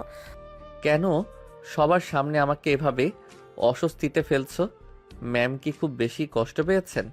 উনি তো একবারও আমার দিকে তাকাচ্ছেন না। এই শান্ত থাকাটা তো ঝড়ের আগে নীরবতার মতো লাগছে। অন্তত একটা ধমক দিলেও তো শান্তি পেতাম। তার লেকচার দেওয়ার ধরনে কোনো পরিবর্তন নেই, কিন্তু তার ভেতরে যে একটা পাহাড় অভিমান জমেছে তা আকাশ স্পষ্ট বুঝতে পারছিল। আকাশ বারবার চেষ্টা করছিল তিথির নজর কাটতে, কিন্তু তিথি যেন আজ প্রতিজ্ঞা করেছে সে আকাশকে চেনে না। ক্লাসের অন্য ছাত্রছাত্রীরা তিথির এই শান্ত রূপ দেখে ভাবছে ম্যাম হয়তো আজ ভালো মুডে আছেন, কিন্তু একমাত্র আকাশই জানে এই শান্ত সাগরের নিচে কতটা গভীর ক্ষত লুকিয়ে আছে। তিথি বোর্ডের দিকে তাকিয়ে লিখতে লিখতে হঠাৎ থেমে গেল। তারপর ক্লাসের উদ্দেশ্যে বলল, জীবনের কিছু অধ্যায় খুব দ্রুত শেষ হয়ে যায়, ঠিক এই অঙ্কের মতো। কিছু জিনিস চাইলেও আর আগের মতো করে সাজানো যায় না, তাই যা আছে তা নিয়ে আমাদের সামনে এগিয়ে যেতে হবে। তিথির এই কথাগুলো যেন তীরের মতো আকাশের বুকে গিয়ে বিঁধল। আকাশ বুঝতে পারল তিথি শুধু অঙ্কের কথা বলছে না, সে তাদের সম্পর্কের বর্তমান পরিস্থিতির কথা বলছে। আকাশ খুব করে চাইছিল ক্লাস শেষ হওয়ার পর তিথির সাথে কথা বলতে, কিন্তু তিথি ক্লাস শেষ না করে দ্রুত রুম থেকে বেরিয়ে গেল। আকাশ সেখানে স্তব্ধ হয়ে বসে রইল। সে বুঝতে পারল নীলার আশা আর তিথির এই বদলে যাওয়া তাকে এক নতুন সংকটে ফেলে দিয়েছে। তিথি ক্লাস শেষ করে একদম স্বাভাবিক ভঙ্গিতে বেরিয়ে গেল। তার চোখে মুখে কোনো উত্তেজনার ছাপ নেই, যেন কিছুই হয়নি। আকাশ আর এক মুহূর্ত দেরি করলো না। সে তড়িঘড়ি করে ব্যাগ গুছিয়ে তিথি পিছু পিছু ক্লাস থেকে বেরিয়ে গেল। আকাশে এই তাড়াহুড়ো করে ম্যামের পেছনে যাওয়া দেখে রনি আর পিউ একে অপরের দিকে তাকালো। বেশ কিছুদিন ধরেই তারা লক্ষ্য করছে আকাশ আর তিথি ম্যামের ব্যবহার খুব রহস্যজনক। মাঝে মাঝে মনে হয় তারা খুব পরিচিত, আবার কখনো মনে হয় তাদের মধ্যে কোনো চাপা যুদ্ধ চলছে। বন্ধুদের মনে সন্দেহ বীজটা আরও শক্ত হয়ে দানা বাঁধতে শুরু করলো। আকাশ করিডোর দিয়ে দ্রুত হেঁটে গিয়ে লাইব্রেরির পাশে নির্জন রাস্তায় তিথিকে ধরে ফেল। সে একরকম দৌড়ে গিয়ে তিথির সামনে দাঁড়িয়ে তার পথ আটকে দিল। তিথি থামতে বাধ্য হলো, কিন্তু তার চোখে মুখে আগে সেই বিরক্তি বা রাগ নেই। সেখানে কেবল একটা শূন্যতা। ম্যাম, কি সমস্যা আপনার? আপনি এমন ব্যবহার করছেন কেন?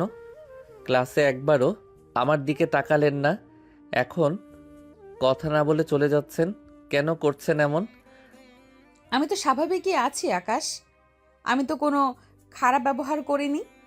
ক্লাস নিয়েছি, এখন নিজের কাজে যাচ্ছি, এতে সমস্যার কি দেখলে?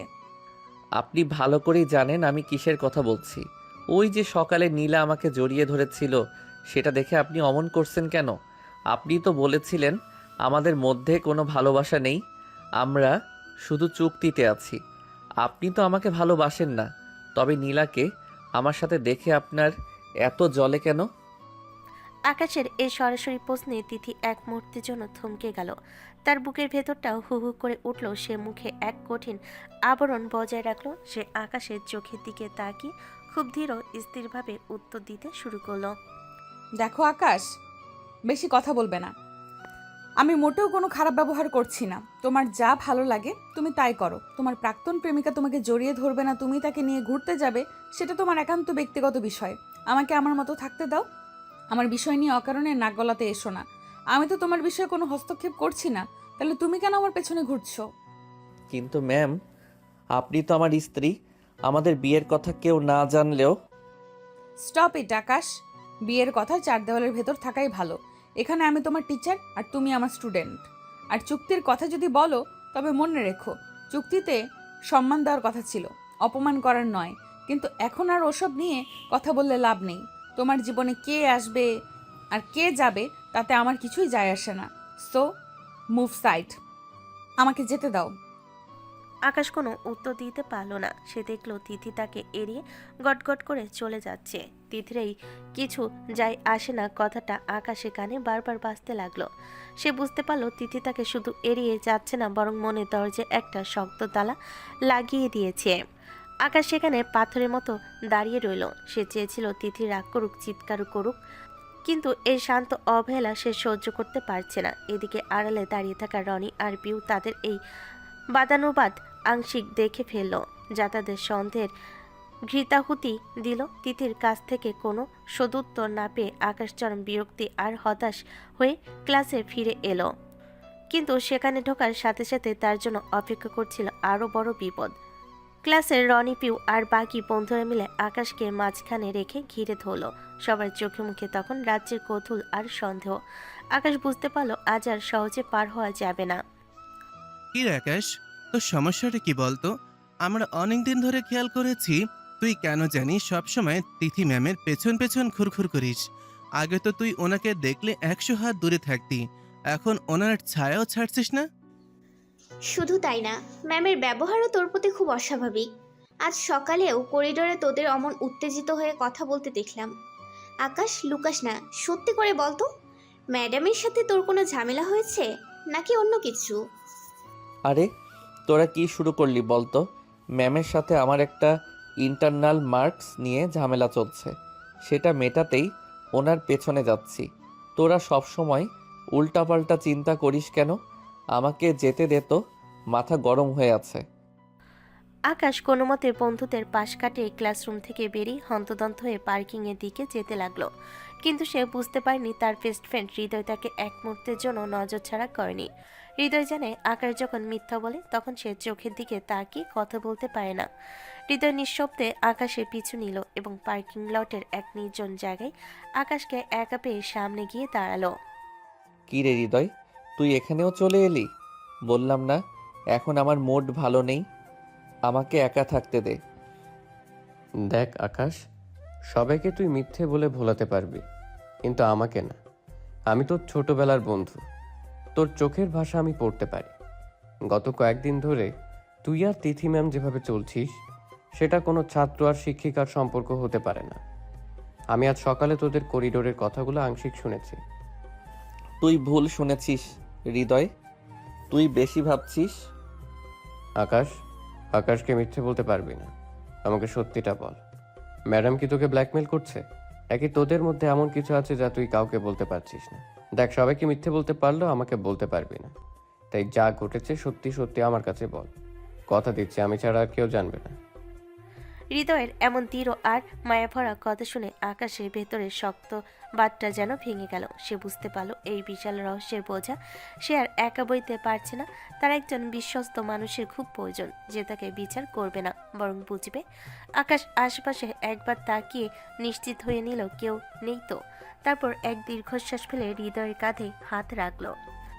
হৃদয়, আমি যা বলবো সেটা শোনার পর তুই হয়তো বিশ্বাস করতে চাইবি না, এমনকি আমার নিজেরও মাঝে মাঝে বিশ্বাস হয় না। তিথি ম্যাম শুধু আমার ভার্সিটির টিচার নন, উনি এখন আমার বিবাহিত স্ত্রী। পরিস্থিতির চাপে পড়ে আমাদের বিয়েটা করতে হয়েছে। আকাশের কথা শুনে হৃদয়ের চোখের মনে স্থির হয়ে গেল। সে যেন কানে ভুল শুনেছে এমন একটা ভঙ্গিতে আকাশের দিকে তাকিয়ে রইল। পুরো ভার্সিটির ক্রাশ সেই রাগী তিথি ম্যাম আর এই ছন্নছাড়া আকাশ বিবাহিত দম্পতি। হৃদয়ের মুখ দিয়ে কিছুক্ষণ কোনো কথা শুনল না। আকাশ তখন মাথা নিচু করে দাঁড়িয়ে নিজের ভাগ্যের অদ্ভুত পরিহাসের কথা ভাবতে লাগলো। পার্কিং লটের সে নির্জন কোণায় আকাশের কথাগুলো যেন বোমার মতো ফাটল। হৃদয় পাথরের মতো দাঁড়িয়ে রইল। তার মাথায় যেন কিছুতেই কাজ করছে না যে সে কি শুনেছে। আকাশ এক দীর্ঘশ্বাস ফেলে হৃদয়ের চোখের দিকে তাকিয়ে তাদের জীবনের সেই অদ্ভুত পরিণতির কথা বলতে শুরু করলো। হৃদয়, তুই হয়তো ভাবছিস এটা কোনো সিনেমার গল্প, কিন্তু এটাই আমার জীবনের কঠিন বাস্তব। আমার মা আর তিথি ম্যামের মা ছোটবেলার প্রাণের বান্ধবী। তাদের মধ্যে বহু আগে থেকেই ইচ্ছা ছিল যে তারা একে অপরের ছেলেমেয়ের বিয়ে দিয়ে আত্মীয় হবে। মা জানতেন তিথি আমার চেয়ে বয়সে বড় এবং আমার ভার্সিটির টিচার, কিন্তু মায়ের শখ ছিল তিথিকেই তিনি নিজের ঘরের বউ করবেন। তাই আমার কোনো মতামত না নিয়ে, এমনকি তিথিকেও কিছু না জানিয়ে, সেদিন মা জোর করে আমাকে নিয়ে তিথিদের বাড়িতে হাজির হন। তখন নীলা আমাকে ঠকিয়ে আশিকের কাছে চলে গিয়েছিল। আমি মানসিকভাবে খুব ভেঙে পড়েছিলাম। জীবনের উপর কোনো মায়া ছিল না বলেই মায়ের কথাই না বুঝে রাজি হয়ে গিয়েছিলাম। কিন্তু বিয়ের পিঁড়িতে বসার পর কপালে চন্দন আর মাথায় ওড়না দেওয়া বউয়ের জায়গায় যখন নিজের ভার্সিটির সবচেয়ে রাগী টিচারকে দেখলাম, আমার পায়ের তলা থেকে মাটি সরে গিয়েছিল। আমি না করতে চেয়েছিলাম, কিন্তু বাবা মায়ের মুখের দিকে তাকিয়ে আর পরিস্থিতির চাপে শব্দটা মুখ দিয়ে বের করতে পারিনি। কিন্তু আকাশ, তুই না হয় আবেগে রাজি হয়েছিস, ম্যাডাম কেন রাজি হলেন? উনি তো যথেষ্ট বুদ্ধিমতী এবং স্বাবলম্বী। উনি কেন তোর মতো একটা স্টুডেন্টকে বিয়ে করতে রাজি হলেন? সেখানেই তো ট্র্যাজেডি। তিথি ম্যামের মায়েরও একই শখ ছিল, বান্ধবীর ছেলের সাথেই মেয়ের বিয়ে দেবেন। যখন আমার মা জোর করে বিয়ের প্রস্তাব নিয়ে গেলেন, ওনার মা না করতে পারেননি।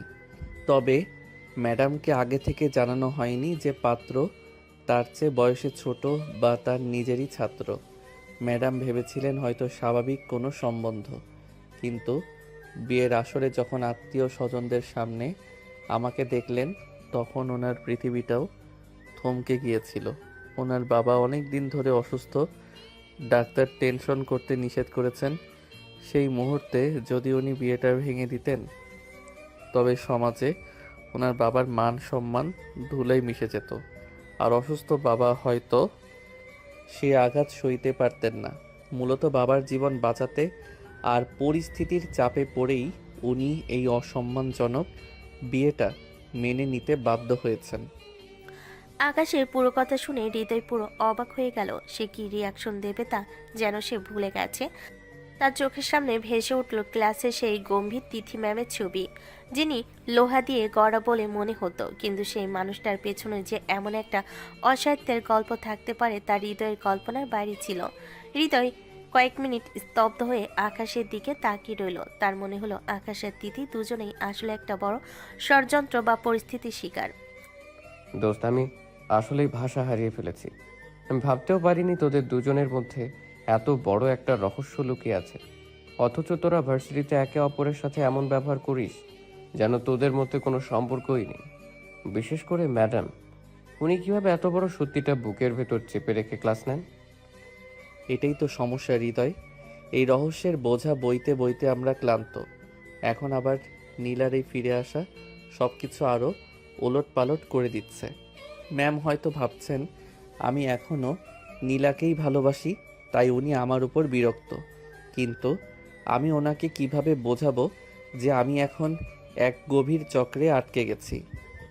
হৃদয় আকাশের কাঁধে হাত রাখলো। তার চোখে এখন সহমর্মিতা। সে বুঝতে পারল আকাশ যে পরিস্থিতির মধ্য দিয়ে যাচ্ছে সেখানে সান্ত্বনা দেওয়ার মতো কোনো শব্দ নেই। তবে হৃদয়ের এই নীরবতা আকাশকে কিছুটা স্বস্তি দিল, যে অন্তত একজন মানুষ তার এই গোপন দহনের কথা জানতে পেরেছে।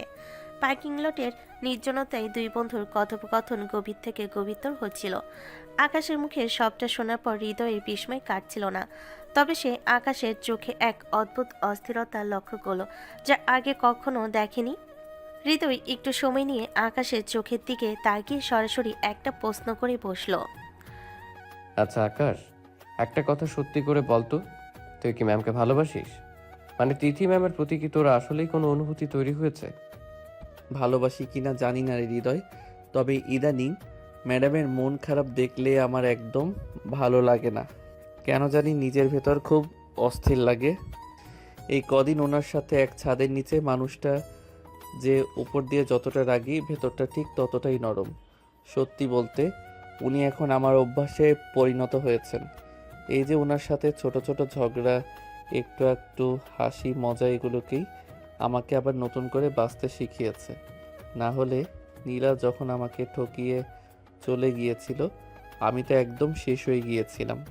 তিথি ম্যামই আমাকে অজান্তে আবার স্বাভাবিক জীবনে ফিরিয়ে এনেছেন। তাহলে ম্যাডামের মনে কি চলছে?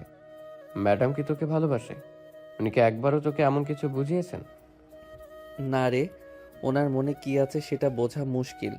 উনি তো সবসময় সেই গম্ভীর টিচার মোডেই থাকেন। আমাদের মধ্যে তো বিয়ের শুরুতেই চুক্তি হয়েছিল যে আমরা কেউ কারো ব্যক্তিগত জীবনে নাক গলাবো না। তাই আমার ধারণা উনি হয়তো আমাকে শুধু পরিস্থিতির শিকার একজন ছাত্র হিসেবেই দেখেন। আমার কি মনে হয় জানিস, ম্যাডামও তোকে ভালোবাসেন, একদম 100% নিশ্চিত থাক।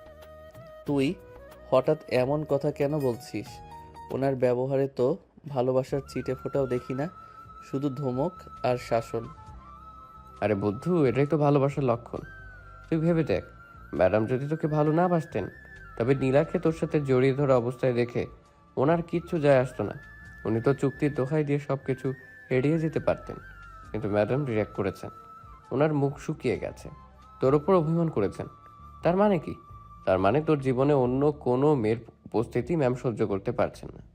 ম্যামের এই জ্বলে ওঠা আর রাগটাই বলে দিচ্ছে যে ম্যাম তোকে মন থেকে নিজের স্বামী হিসেবে মেনে নিয়েছেন। হৃদয়ের কথাগুলো শোনার পর আকাশের মনে কোণে যেন আশার এক নতুন প্রদীপ জ্বলে উঠল। সে আগে কখনো এভাবে ভেবে দেখেনি। হৃদয়ের যুক্তিগুলো আকাশের কাছে খুব জোরালো মনে হতে লাগলো। আসলেই তো, তিথি যদি তাকে অবহেলাই করতেন তবে তার এত অভিমান কেন? কেন তিনি নীলার নাম শুনেই মুখ ফিরিয়ে নিচ্ছেন? আকাশ গভীর এক ঘোরের মধ্যে তলিয়ে গেল। সে বুঝতে পারল তাদের এই অসময় সম্পর্কের সমীকরণটা আসলে যতটা জটিল মনে হচ্ছে তার চেয়েও অনেক বেশি মায়াবী। এখন শোন, ম্যাডামকে এভাবে কষ্ট দিয়ে লাভ নেই। যা করার তো নীলা করেছে, তোর তো দোষ নেই। তুই বাড়িতে গিয়ে ওনার সাথে কথা বল। ওনার অভিমান ভাঙানোর দায়িত্ব কিন্তু তোরই। ঠিক বলেছিস হৃদয়, আজ বাড়িতে গিয়ে ওনার সাথে সবটা পরিষ্কার করব। এই ভুল বোঝাবুঝি আর বাড়তে দেওয়া ঠিক হবে না। আকাশ আর হৃদয় যখন আড্ডা শেষ করে বেরোলো তখন আকাশের মনে এক নতুন সংকল্প। সে জানে তিথির মতো ব্যক্তিত্ব সম্পন্ন মানুষের মন জয় করা সহজ নয়, কিন্তু হৃদয় দেওয়া সাহস তাকে এক নতুন শক্তি দিল। আর এদিকে তিথি তার কেবিনে বসে জানালার বাইরে তাকিয়ে ভাবছিলেন কেন তিনি আকাশের উপর এত অধিকার বোধ দেখাচ্ছেন। তবে কি তিনি আসলেই তার এই ছাত্রটির প্রেমে পড়ে গেছেন? হৃদয়ের সাথে কথা বলার পর আকাশের মনে এক নতুন উদ্দীপনা কাজ করছিল। সে ঠিক করলো এখনই তিথির কেবিনে গিয়ে সবটা পরিষ্কার করবে এবং নিজের মনে কথাগুলো তাকে বুঝিয়ে বলবে। করিডোর দিয়ে হাঁটার সময় আকাশের মনে এক অন্যরকম রোমাঞ্চ কাজ করছিল। তিনি তিথির কেবিনে দরজার কাছাকাছি পৌঁছাতেই ভেতর থেকে ভেসে আসা কিছু কথা শুনে আকাশের পা যেন মাটিতে গেঁথে গেল। দরজার পাল্লাটা সামান্য ফাঁক হয়েছিল, সেখান দিয়ে সে দেখল ভেতরে আহনান স্যার আর তিথি ম্যাম দাঁড়িয়ে আছেন। তিথি, আমি আর কতকাল এইভাবে অপেক্ষা করব? তোমাকে তো আমি আগে থেকেই পছন্দ করি, আর এখন মনে হচ্ছে দেরি করাটাও ঠিক হবে না। আমি তোমাকে মন থেকে ভালোবাসি তিথি। আমি চাই তোমাকে নিজের জীবন সঙ্গিনী হিসেবে পেতে। আহনান স্যার প্লিজ, আপনি কি ভুলে যাচ্ছেন আমরা এখন কোথায় দাঁড়িয়ে আছি? আপনি এসব কি বলছেন? আমি এখন কোনো ব্যক্তিগত আলাপ করতে চাচ্ছি না। না তিথি, আমি আজ সিরিয়াস। আমি ঠিক করেছি আজকালের মধ্যেই আমার বাড়িতে কথা বলবো এবং তোমার বাড়িতে বিয়ের প্রস্তাব পাঠাবো। আমার মনে হয় আমাদের দুজনের ফ্যামিলি এই বিয়েতে খুব খুশি হবে। তুমি কেন বারবার আমাকে এড়িয়ে চলছো? তোমার জীবনে কি অন্য কেউ আছে? তিথি পাথরের মতো দাঁড়িয়ে রইল। সে আহনানের এই সরাসরি প্রস্তাবে এবং বিয়ের কথা বলাতে খুব সতর্কতার সাথে নিজেকে সামলানোর চেষ্টা করছিল। সে মনে মনে চাচ্ছিল চিৎকার করে বলতে চেয়ে সে বিবাহিত, কিন্তু চুক্তির কথা ভেবে আর পরিস্থিতির জটিলতায় সে কিছুই বলতে পারল না। আহনানের জোরাজুরি আর তীব্র ভালোবাসার দাবির মুখে তিথি একদম চুপ হয়ে গেল। সে কোনো প্রতিবাদ করতে পারল না, আবার সম্মতিও দিল না। তিথির এই নীরবতা দেখে আহনানের আত্মবিশ্বাস আরও বেড়ে গেল। দরজার আড়ালে দাঁড়িয়ে সবটা দেখছিল আর শুনছিল আকাশ। তিথিকে ওভাবে চুপ করে থাকতে দেখে আকাশের রাগে শরীর কাঁপতে শুরু করলো। তার মনে হলো তিথি কেন আহনানকে কড়া গলায় ধমক দিচ্ছে না, কেন বলছে না যে সে বিবাহিত। কাল যে তিথি তাকে অধিকার নিয়ে কথা শুনিয়েছে, সেই তিথি আজ অন্য পুরুষের সামনে নিথর হয়ে দাঁড়িয়ে আছে। আকাশের ভেতর এক তীব্র হিংসার ক্রোধের আগুন জ্বলে উঠল। সে ভাবল তিথি হয়তো মনে মনে আহনান স্যারকে পছন্দ করে, তাই হয়তো সে প্রতিবাদ করছে না। আকাশে মনে হলো তার সেখানে আর এক মুহূর্ত দাঁড়িয়ে থাকা উচিত নয়। সে নিজের ওপর নিয়ন্ত্রণ হারিয়ে ফেলল। আহনানের প্রতি তার ঘৃণা আর তিথির প্রতি একরাশ অভিমান নিয়ে সে সেখান থেকে দূরত্ব পায়ে বেরিয়ে এলো। তার মনে এক বিষাক্ত যন্ত্রণা শুরু হলো। তবে কি সে ভুল মানুষের জন্য মায়া বাড়িয়ে ফেলেছে? বাহ, দারুণ নাটক তো। আমি ওদিকে ভাবছি উনি আমাকে ভালোবাসেন, আর এদিকে উনি অন্য কারো প্রস্তাব চুপচাপ শুনে নিচ্ছেন। এই তো আপনার চরিত্র ম্যাম। আপনি শুধু আমাকে শাসন করতেই জানেন, কিন্তু নিজের বেলায় আপনি খুব শান্ত। আকাশ করিডোর দিয়ে প্রায় দৌড়ে পার্কিং লটে চলে এলো এবং নিজের বাইকটা স্টার্ট দিল। তার চোখের সামনে বারবার তিথি সেই নিশ্চুপ মুখটা ভেসে আসছিল। সে জানে না কেন তিথি প্রতিবাদ করেনি, কিন্তু এই নীরবতাই আকাশের মনে সন্দেহের এক বিশাল দেওয়াল তৈরি করে দিল।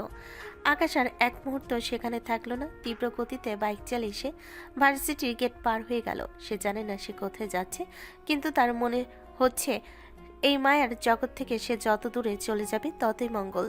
তিথি কেবিনে আহনান স্যার যখন বিয়ের প্রস্তাব দিচ্ছিলেন তখন দরজার আড়ালে দাঁড়িয়ে আকাশ সবটাই শুনেছিল। সেই মুহূর্ত থেকে আকাশের মস্তিষ্কে প্রতিটা শিরা যেন আগুনের মতো জ্বলছিল। সারাদিন সে ভার্সিটির কারোর সাথে ঠিকমতো কথা বলেনি। ক্লাস শেষ হওয়ার পর নিয়ম অনুযায়ী তারা দুজন একসাথে গাড়িতে উঠল। আকাশ ড্রাইভিং সিটে আর তিথি তার পাশের সিটে। বাড়ির পথে গাড়ি এগোচ্ছে, কিন্তু ভেতরে এক শ্মশানের নীরবতা। আকাশ স্টিয়ারিংয়ে হুইলটা এত জোরে চেপে ধরেছে যে তার হাতের রগগুলো ফুলে উঠেছে। হঠাৎ আকাশের মনে আহনান স্যারের সেই কণ্ঠটা আবার বেজে উঠল, তিথি আমি তোমাকে ভালোবাসি, আমি তোমাদের বাড়িতে প্রস্তাব পাঠাবো। আর তার সাথে সাথে ভেসে এলো তিথি সেই নিশ্চুপ চেহারা। আকাশ আর সহ্য করতে পারল না। সে হঠাৎ করে গাড়ির এক্সেলেটরে প্রচণ্ড জোরে চাপ দিল। আকাশ এটা কি করছো? স্পিড কমাও, সামনে গাড়ি আছে, ব্রেক করো আকাশ। তিথি দুহাতে নিজের সিট বেল্টটা শক্ত করে চেপে ধরল।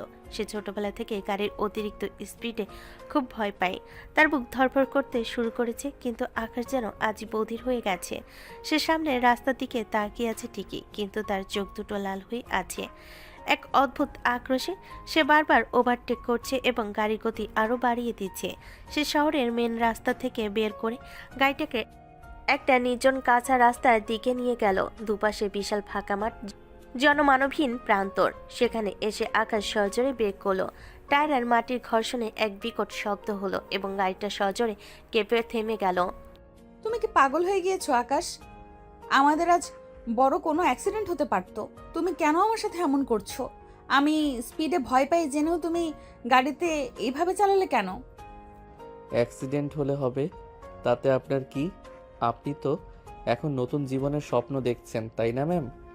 আপনি তো আপনার যোগ্য সঙ্গী খুঁজে পেয়েছেন, তাহলে এই সামান্য স্পিডে মরতে ভয় পাচ্ছেন কেন? তুমি সব কি বলছো? আমি কার সাথে নতুন জীবনের স্বপ্ন দেখছি? তুমি কি নিজের কাণ্ডজ্ঞান হারিয়ে ফেলেছো? কাণ্ডজ্ঞান আমি হারাইনি ম্যাম, হারিয়েছেন আপনি। সকালে আপনার নিজের কেবিনে বসে যখন আহানান স্যার আপনাকে বিয়ের প্রস্তাব দিচ্ছিলেন, তখন আপনি কেন চুপ ছিলেন? আমি সব শুনেছি। উনি আপনাকে ভালোবাসেন, আপনার বাড়িতে প্রস্তাব পাঠাবেন, সবই তো তিনি বলে দিলেন আপনার কেবিনে দাঁড়িয়ে। আপনি তো বড় বড় নীতি কথা বলেন, তখন কেন ওনাকে একটা চর মেরে বের করে দিলেন না? কেন প্রতিবাদ করলেন না? তবে কি আপনিও মনে মনে ওনাকে চান? তুমি তুমি আমার কেবিনে গিয়েছিলে? তুমি আড়ি পেতে আমাদের কথা শুনেছো? হ্যাঁ, গিয়েছিলাম। আপনার অভিমান ভাঙাতে গিয়েছিলাম, কিন্তু গিয়ে যা দেখলাম তাতে আমার নিজের মান সম্মানই ধুলোয় মিশে গেছে। কাল রাতে আমি নীলার ফোন রিসিভ করিনি বলে আপনি সারা রাত আমার সাথে কথা বলেননি। আজ সকালে নীলা আমাকে জোর করে জড়িয়ে ধরেছে বলে আপনি আমাকে অপরাধী বানিয়ে দিলেন। কিন্তু এখন আপনার বেলায় কি হলো? আপনি কেন নিজের কেবিনে আহানান স্যারকে মুখের উপর না বলতে পারলেন না? মুখ সামলে কথা বলো আকাশ। তুমি জানো না পরিস্থিতির চাপে পড়লে মানুষ কতটা অসহায় হয়ে যায়? আমি সেখানে কিছুই বলতে পারিনি, কারণ আমি আমাদের চুক্তির কথা ভাবছিলাম।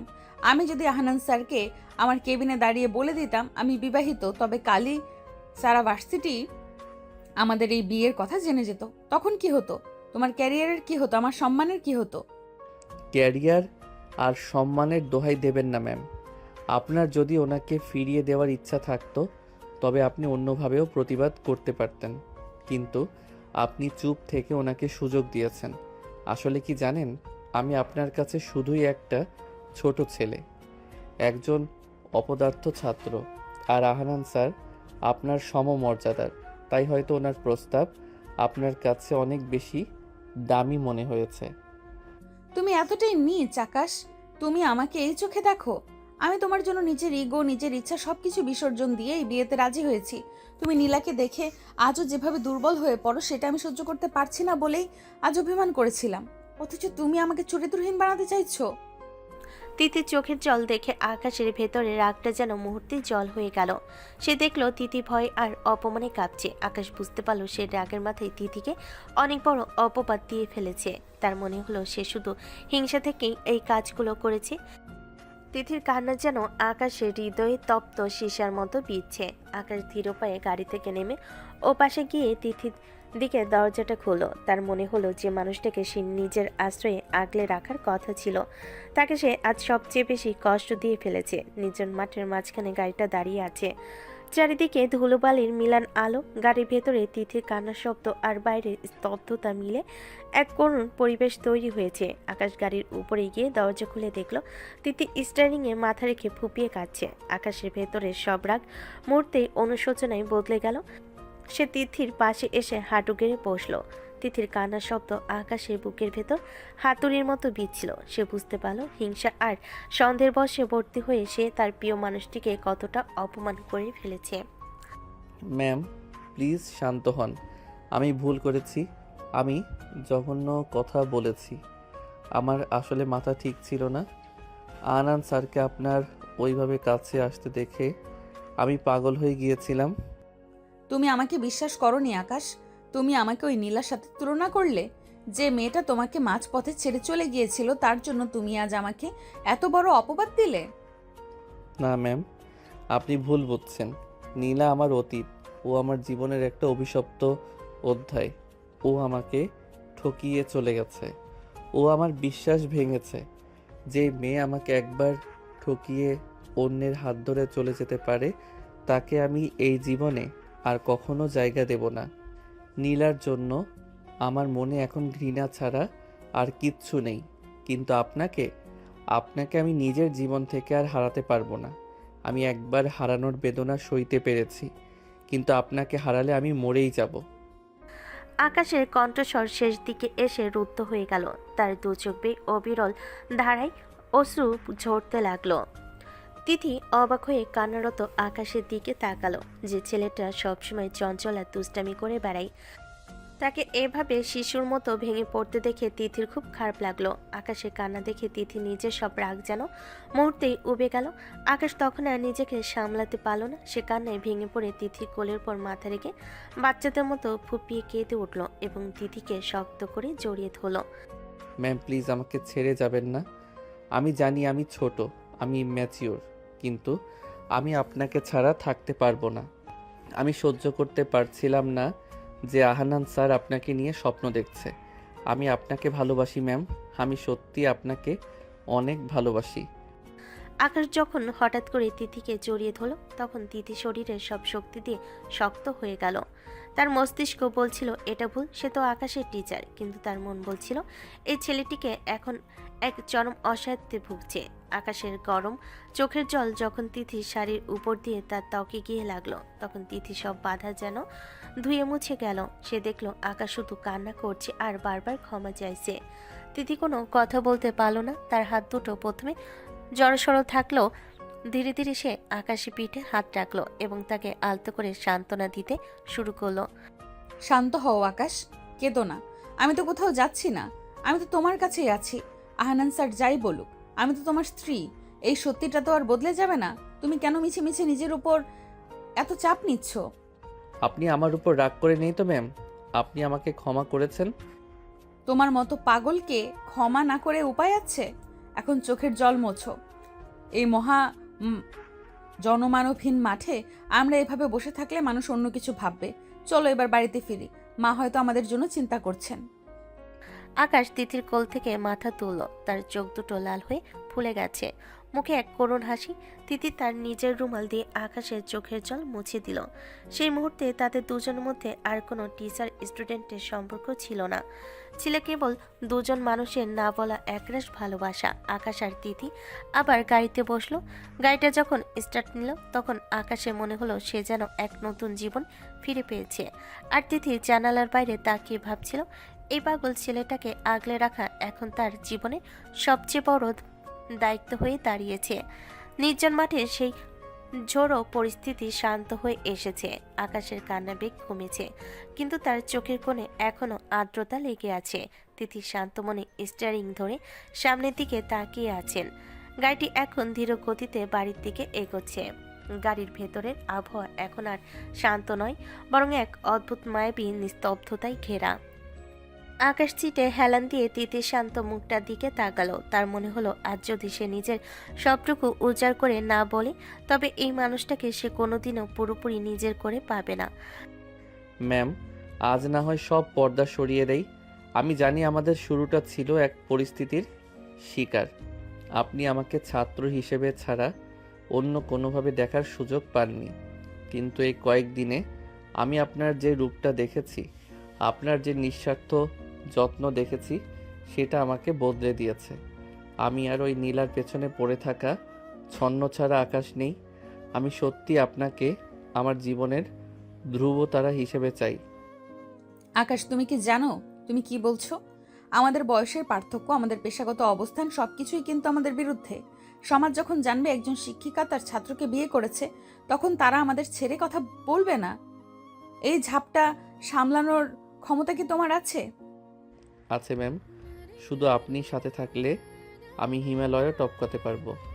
আমি জানি আমি এখন আপনার যোগ্য নই, সবাই আমাকে একটা বকারে ছাত্র হিসেবে চেনে, যে কেবল বাবার টাকায় ঘোরে। কিন্তু আজ আপনার সামনে দাঁড়িয়ে আমি প্রতিজ্ঞা করছি, আমি আপনার যোগ্য হয়ে দেখাবো।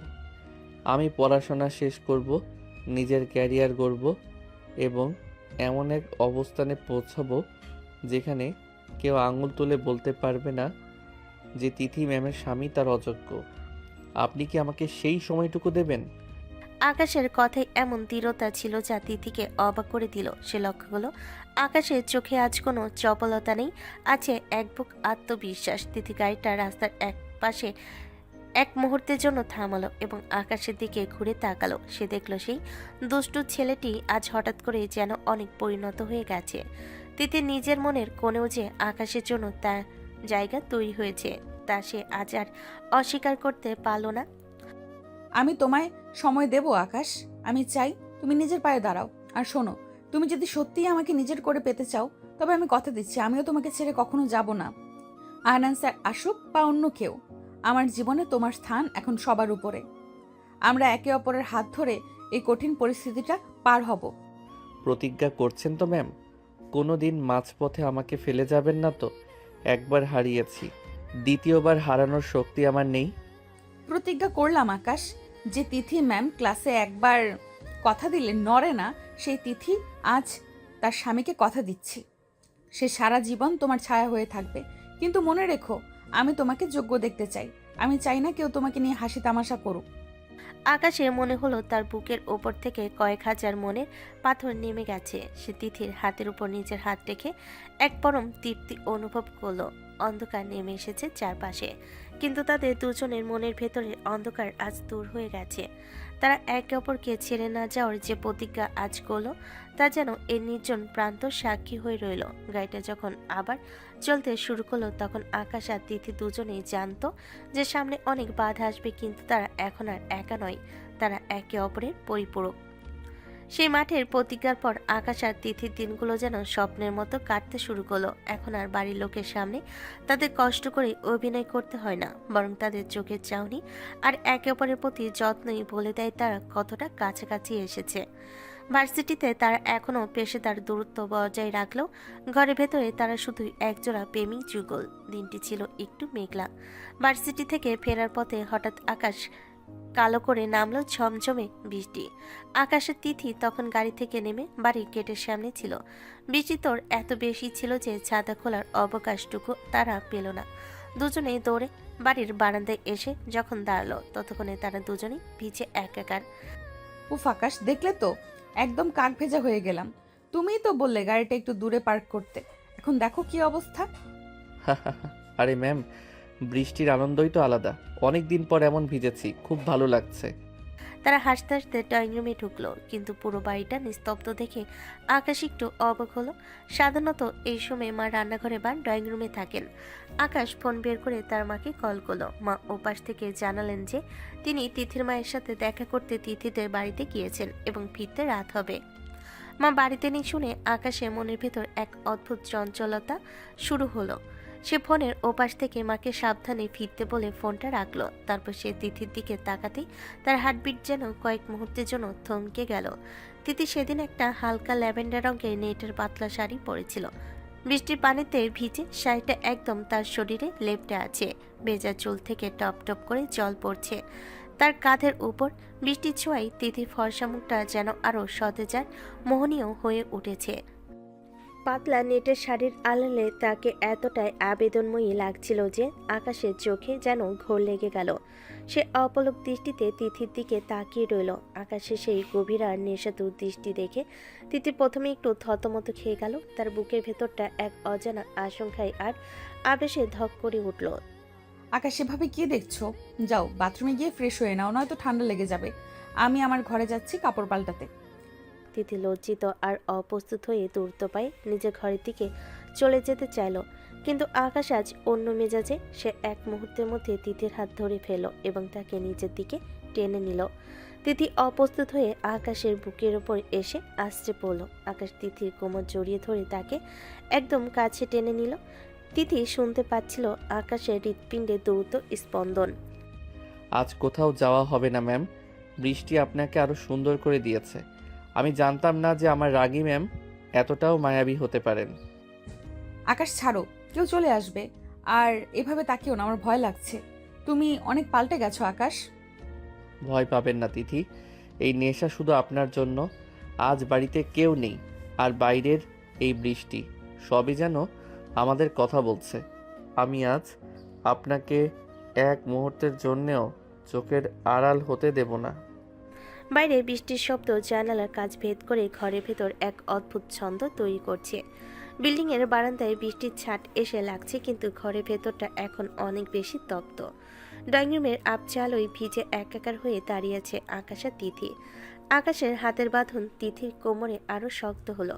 তিথি দুহাতে আকাশের বুক ঠেলে নিজেকে ছাড়িয়ে নেওয়ার এক দুর্বল চেষ্টা করলো। তার শরীরের প্রতিটি কোষ যেন আকাশের সান্নিধ্য চাইছিল। বৃষ্টির হিমশীতল স্পর্শে তিথি কাঁপছিল কি না তা বলা মুশকিল, তবে আকাশের এই অতর্কিত ঘনিষ্ঠতায় তার নিঃশ্বাস দ্রুত হয়ে এসেছিল। আকাশ ছাড়ো, কাপড় না পাল্টালে জ্বর আসবে তোমার। তুমি বড্ড অবাধ্য হয়ে যাচ্ছ। এই অবাধ্যতা তো আপনারই শেখানো ম্যাম। আপনি তো বলেছিলেন আমি আপনার যোগ্য নই। আজ আপনার এই নেশালো চোখের দিকে তাকিয়ে আমার মনে হচ্ছে আপনাকে জয় করার যোগ্যতা আমার ভেতরে উপচে পড়ছে। এই বৃষ্টি, এই নির্জন বাড়ি সবই তো আমাদের জন্য। আকাশ তার মুখ তিথির ভেজা ঘাড়ের একদম কাছে নিয়ে এলো। তিথির সারা শরীরে এক বিদ্যুৎ খেলে গেল। সে চোখ বুজে ফেলল। পাতলা নেতের শাড়িটা ভিজে গিয়ে তিথির শরীরের সাথে মিশে একাকার হয়ে আছে, যা আকাশের ভেতরে সুপ্ত আবেগগুলোকে আজ লাগাম ছাড়া করে দিয়েছে। আকাশ তিথির চিবুক ধরে মুখটা নিজের দিকে উঁচু করলো। তিথির পাপড়ি ভেজা চোখের পাতাগুলো থরথর করে কাঁপছে। ম্যাম, আজ কি একবারের জন্যও আমাকে আপনার ছাত্র মনে হচ্ছে, নাকি সেই মানুষটা মনে হচ্ছে যাকে আপনি সারা জীবন আগলে রাখার প্রতিজ্ঞা করেছেন? আমি জানি না আকাশ, আমার সব বিচার বুদ্ধি গুলিয়ে যাচ্ছে। তোমার এই দৃষ্টির সামনে আমি বড্ড অসহায়। তুমি এভাবে তাকালে আমি নিজেকে সামলাতে পারি না। আকাশ এবার আরো কাছে এলো। তাদের দুজনের ঠোঁটে দূরত্ব তখন মাত্র কয়েক মিলিমিটার। আকাশ তিথি ঠোঁটের খুব কাছে ফিসফিস করে বলল, আপনাকে সামলাতে হবে না তিথি, আজ শুধু নিজেকে আমার কাছে সঁপে দিন। এরপর আকাশ তিথিকে বাজে করে কোলে তুলে নিল। তিথি লজ্জায় আকাশের গলায় দুহাত দিয়ে জড়িয়ে ধরে তার বুকে মুখ লুকালো। আকাশ ধীর পায়ে তিথিকে নিয়ে তাদের শোবার ঘরের দিকে এগিয়ে গেল। রুমে ঢোকার পর আকাশ তিথিকে বিছানায় নামিয়ে দিল। জানালার কাছে বৃষ্টির ড্রাম বাজছে অনবরত। আকাশ তিথির ভেজা চুলে জট ছাড়তে ছাড়তে তার কপালে এক দীর্ঘ চুম্বন এঁকে দিল। তিথি তখন আবেশে চোখ বন্ধ করে আছে। আকাশের হাতের স্পর্শে তিথির ভেজা কাঁধ থেকে নেমে হাতের আঙ্গুলে গিয়ে থামলো। আকাশ তিথি সেই আংটি পরা হাতটা নিজের ঠোঁটের কাছে নিয়ে এলো। এই আংটিটা দেখে আহনান স্যার হিংসেই জ্বলছিল, তাই না? কিন্তু তিনি জানেন না এই হাতটা ধরার অধিকার শুধু আমার। এই মানুষটা শুধু আমার। আমি শুধু তোমারই আকাশ। জীবনের সবটুকু ঝড় পার করে আমি তোমার কাছেই ফিরবো। আজ থেকে আমি আর তোমার টিচার নই। আজ থেকে আমি শুধু তোমার তিথি। তিথির এই স্বীকারোক্তি আকাশের ভেতরের সবটুকু বাদ ভেঙে দিল। সে তিথির আরো কাছে ঝুঁকে এলো। তাদের চারপাশের পৃথিবী যেন থেমে গেছে। শুধু রয়ে গেছে বৃষ্টির অঝোর ধারা আর দুজনের হৃৎপিণ্ডের দ্রুত স্পন্দন। তিথি আকাশের শার্টের কলারটা খামচে ধরল। যখন আকাশের অধরে উষ্ণতা আরো গলার কাছে এসে থামল, এক অদ্ভুত মাদকতা ঘরটাকে গ্রাস করে নিল। ঘরের ভেতর এখন মম করছে এক মায়াবী সুবাস। বাইরের মুষলধারে বৃষ্টির শব্দ যেন এই কক্ষের নীরবতাকে আরো গাঢ় করে তুলেছে। বিছানায় শায়িত তিথির দিকে তাকিয়ে আকাশের মনে হলো তার সারা জীবনের সব প্রাপ্তি আজ এই এক মুহূর্তের সামনে মিলান। ল্যাভেন্ডার রঙের সেই ভেজা শাড়িটা তখনও তিথির শরীরে লেগে আছে, যা থেকে বৃষ্টির সতেজ জ্ঞান আসছে। আকাশ তার হাত বাড়িয়ে তিথির ভেজা চুলে আঙ্গুল চালাতে লাগলো। তিথি লজ্জায় কুকড়ে যাচ্ছিল। তার চোখের পাতাগুলো ভয়ে আর আবেশে কাঁপছে। তিথি, আপনার কি খুব ভয় লাগছে? আপনি তো ক্লাসে অনেক সাহসী। আজ কেন আপনার হাত পা এভাবে বরফের মতো ঠান্ডা হয়ে যাচ্ছে? আকাশ, তুমি জানো না, আমি কখনো ভাবিনি আমার গম্ভীর জীবনটাতে কেউ এভাবে তুফান নিয়ে আসবে। তোমার এই অধিকার খাটানো চাহনি আমাকে আজ একদম বদলে দিয়েছে। আমি নিজের ভেতরেই নিজেকে খুঁজে পাচ্ছি না। আকাশ কোনো উত্তর দিল না।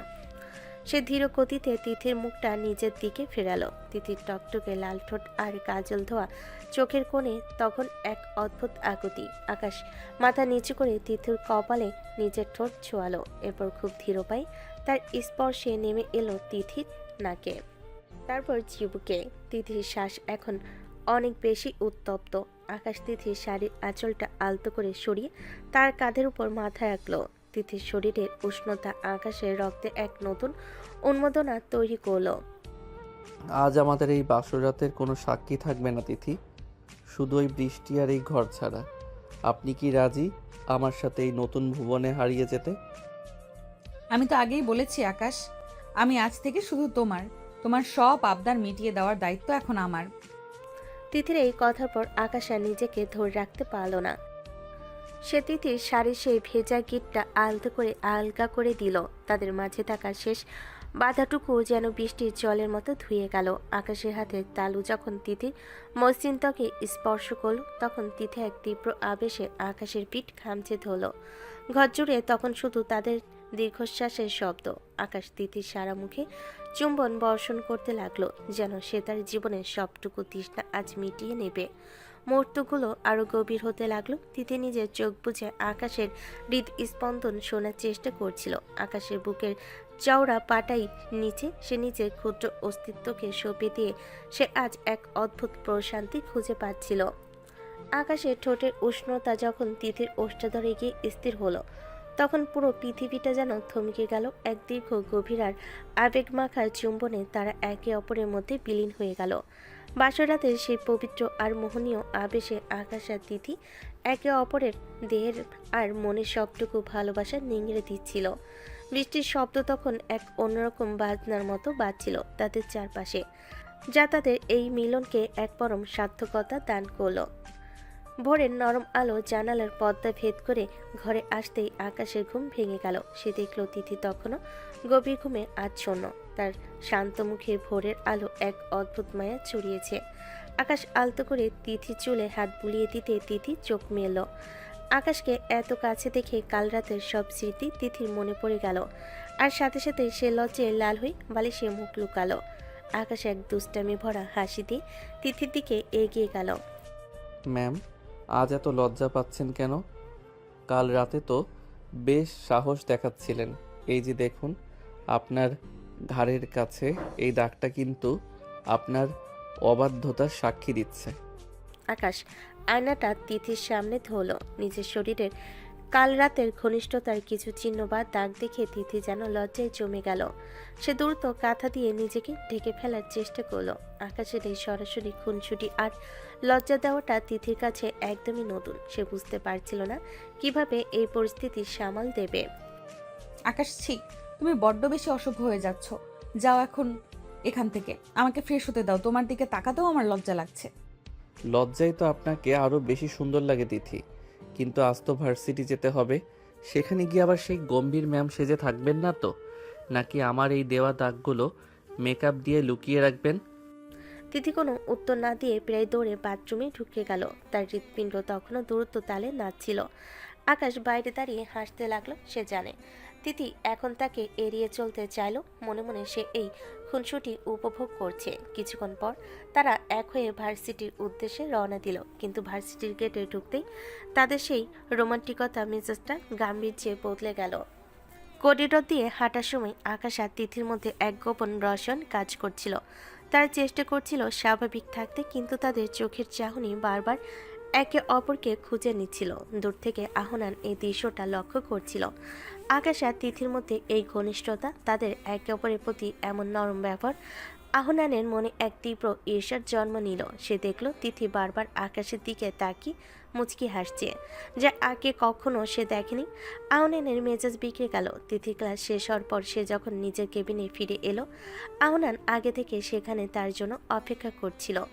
আহনানের মুখ আজ অন্যদিনের চেয়ে অনেক বেশি কঠোর।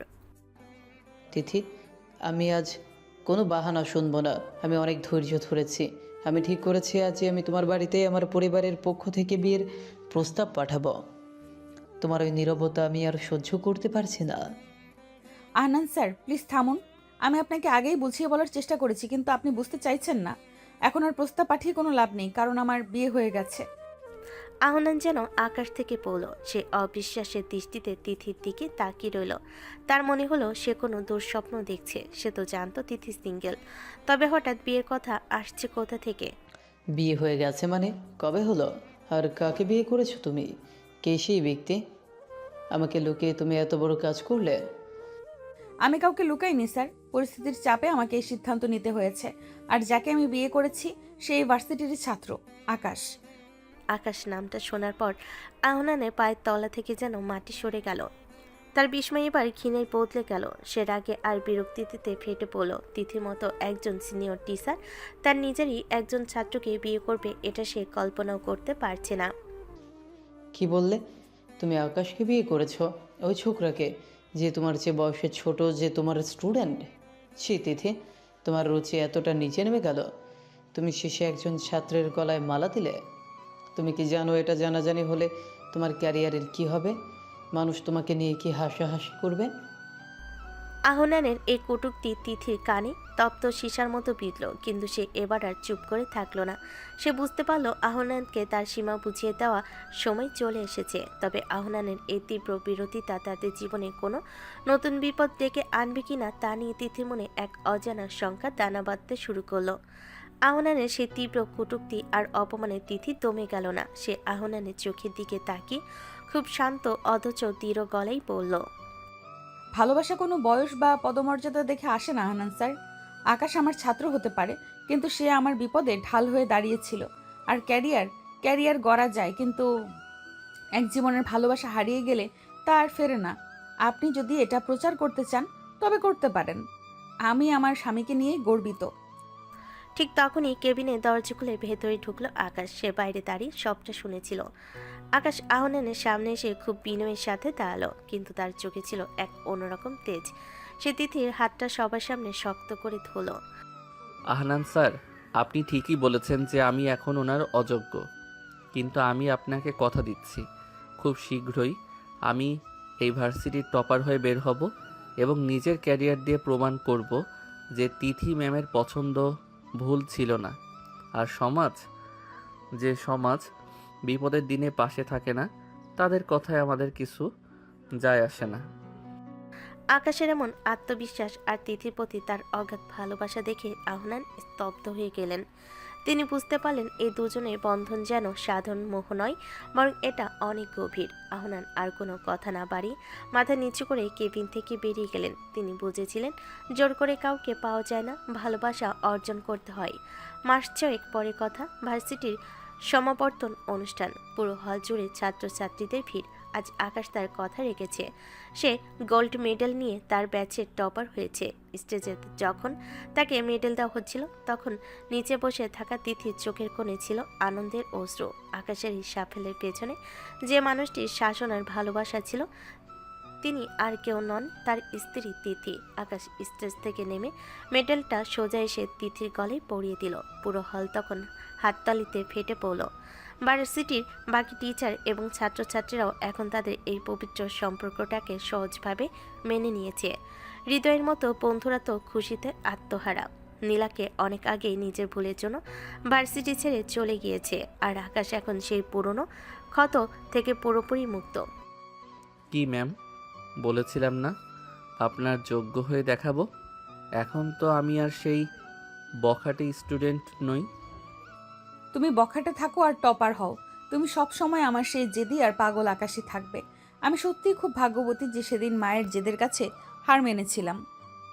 বিকেলে দুজনে সে নির্জন ফাঁকা মাঠটাতে এসে বসল, যেখানে তাদের সব ভুল বোঝাবুঝির অবসান হয়েছিল। এখন আর আকাশে কালো মেঘ নেই, বরং গোধূলি সোনালির আলোয় প্রকৃতি সেজেছে। আকাশ তিথির কাঁধে মাথা রাখলো, আর তিথি আকাশের হাতটা শক্ত করে ধরে রইল। যে মানুষটি সবসময় তার শুধুই রাগী ম্যাম ছিল, আজ সে তার জীবনের অবিচ্ছেদ্য অংশ। এক অসম বয়সের অসম যাত্রা আজ এক সার্থক পূর্ণতায় এসে মিলেছে। তাদের এই রূপকথার মতো গল্পটা শিখিয়ে দিল, বিশ্বাস আর চেষ্টা থাকলে পৃথিবীর সব বাধাই তুচ্ছ। আকাশ আর তিথি একে অপরের চোখের দিকে তাকিয়ে হাসলো। এই হাসি বলে দিচ্ছে আগামী দিনগুলোতে তাদের এই পথ চলা হবে আরও সুন্দর, আরও মধুময়।